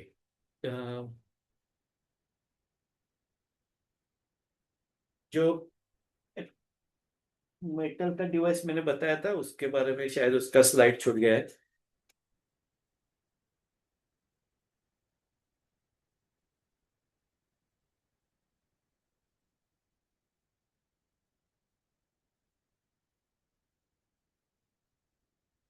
ये जो डिवाइस है मैंने बताया था, इसका कैपेसिटी 10,000 लीटर का है। और इसका अराउंड 9 to 9.5 pH जितना अल्कलाइन पानी मिलता है। लेकिन ये 10,000 लीटर तक के पानी को अल्कलाइन करता है। और इसकी कीमत जो है वो 18,000 है, सेलिंग प्राइस इसकी 15,000 है। और ऑफर रेट इसका 12,999 यानी ऑलमोस्ट 13,000 है। ये 10,000 लीटर तक का पानी को अल्कलाइन कर देता है। अगर आप एक फैमिली में अगर 3 से 4 लोग हैं और रोज का अगर 2-2.5 लीटर पानी भी पीते हैं तो 10 लीटर पानी, तो देखा जाए तो ये 4 साल तक का ये डिवाइस चल सकता है। लेकिन अगर इतना अगर इन्वेस्ट करना है, ये इतना अगर आपका बजट है, तो फिर उसके लिए मैं आपको दूसरा जो ज्यादा बेनिफिशियल है वो आपको मैं सजेस्ट करूंगा। लेकिन उसके पहले हम अल्कलाइन ड्रॉप्स के बारे में जान लेते हैं। ये अल्कलाइन ड्रॉप्स हैं जिसमें 8 से लेकर के 12 तक का पीएच आप कर सकते हैं, क्योंकि आपको ड्रॉप डालना है। आप जितने ड्रॉप ज्यादा डालेंगे वो ज्यादा कॉन्सेंट्रेटेड होगा। ये 2 से 3 हजार लीटर तक के पानी में अल्कलाइन कर देता है इसको। अगर आप 1 लीटर पानी में एक ड्रॉप डालते पीने के लिए उतना सफिशिएंट है। हाँ, अगर आपका हार्ड वाटर है तो आपको ज्यादा पानी डालना पड़ेगा, अदरवाइज आपको 1 लीटर में एक ड्रॉप सफिशिएंट हो जाता है। और इसका एमआरपी जो है वो 2,999 है और सेलिंग प्राइस 2,499 है। ऑफर रेट 2,299 है। ये जो है, ये आपको पीने के पानी को भी अल्कलाइन करने के लिए काम में आएगा, और आपको फल सब्जियां वगैरह धोनी है तो उसको स्ट्रॉन्ग अल्कलाइन करने के लिए भी काम में आएगा। यानी आप पानी में ज्यादा बूंद डालेंगे, अभी तो हमने केवल ट्रायल बेसिस पे एक गिलास पानी में एक ही बूंद डाला। जरूरत पड़ने पर आप वो बढ़ा सकते हैं। अगर वो पर्याप्त मात्रा में अगर क्लीनिंग नहीं होता है तो आप 1 ड्रॉप की बजाय 2 ड्रॉप डाल करके भी इस्तेमाल कर सकते हैं। तो वो आपका फल सब्जी वगैरह धोने के लिए काम में आएगा। तो ये ड्रॉप जो है वो हैंडी, आप कहीं पे भी लेके जा सकते हैं। ओनली थिंग, डायरेक्टली इसको आपको टच नहीं करना है स्किन सरफेस के ऊपर, क्योंकि ये हाईली कॉन्सेंट्रेटेड है।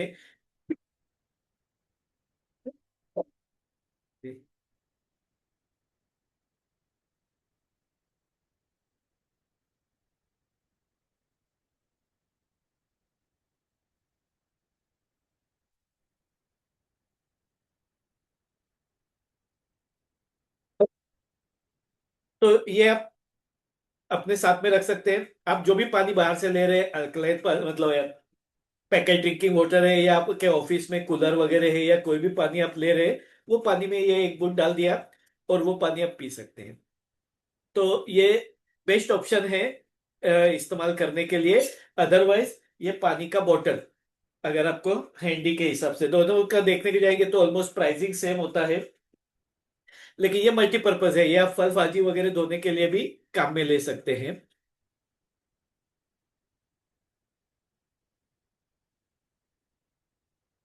ठीक है। अभी उसके बाद में ये हाइड्रोजन बोतल जो हमने अभी देखा था, ये हाइड्रोजन बोतल, इसका एमआरपी 15,999 है। इसमें कोई मेंटेनेंस नहीं है, कोई रिचार्जिंग नहीं है। जैसे वह बाकी सब प्रोडक्ट में हमने देखा 2,000 लीटर 3,000 लीटर, यानी उसके बाद में आपको उसका जो अल्कलाइन यूनिट है वो चेंज करना पड़ता है। ज्यादा महंगा नहीं होता है, लेकिन फिर भी आपको वो 2,000 लीटर होने के बाद में आपको वो चेंज करना पड़ेगा। इसमें ऐसा कुछ नहीं है, ये रिचार्जिंग होते रहता है। आप कंटिन्यू इस्तेमाल कर सकते हैं 4 साल 5 साल, यानी ये वन टाइम इन्वेस्टमेंट जैसा है। और काफी लंबे अरसे तक ये चल सकता है। इसको कोई आपको बाद में एडिशनल कोई मेंटेनेंस वगैरह नहीं है। इसका सेलिंग प्राइस 13,999 है। लेकिन अभी ऑफर में ये 12,999 और उसके साथ में ये अल्कलाइन वाटर स्टिक साथ में फ्री है। यानी आपको अल्कलाइन और हाइड्रोजन दोनों का भी बेनिफिट मिल सकता है। तो ये पानी, ये बॉटल में आप अगर ये पानी डालते, अपना ये स्टिक डाल देते हैं और पानी को हाइड्रोजनाइज करते हैं, तो वो हाइड्रोजन और अल्कलाइन दोनों का भी एडवांटेज आपको मिल सकता है। या फिर वो पानी का ड्रॉप भी आप डाल सकते हैं। लेकिन अभी ऑफर में ये दोनों चीज साथ में है 12,999 में, जिसका एमआरपी इसका 15,999 है और इसका 1,999 है। तो ये दोनों मिला करके आपको 12,999 में दोनों भी ऑफर है।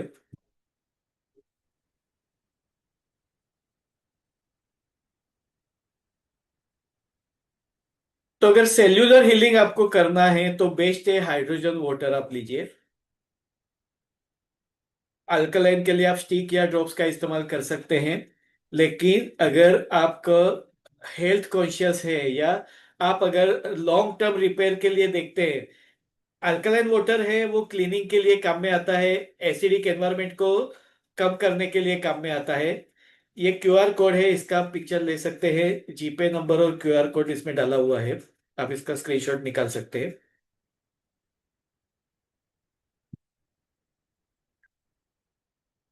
अगर हम हमारे वाइटल ऑर्गन्स को प्रिजर्व करना चाहते हैं, मेंटेन करना चाहते हैं,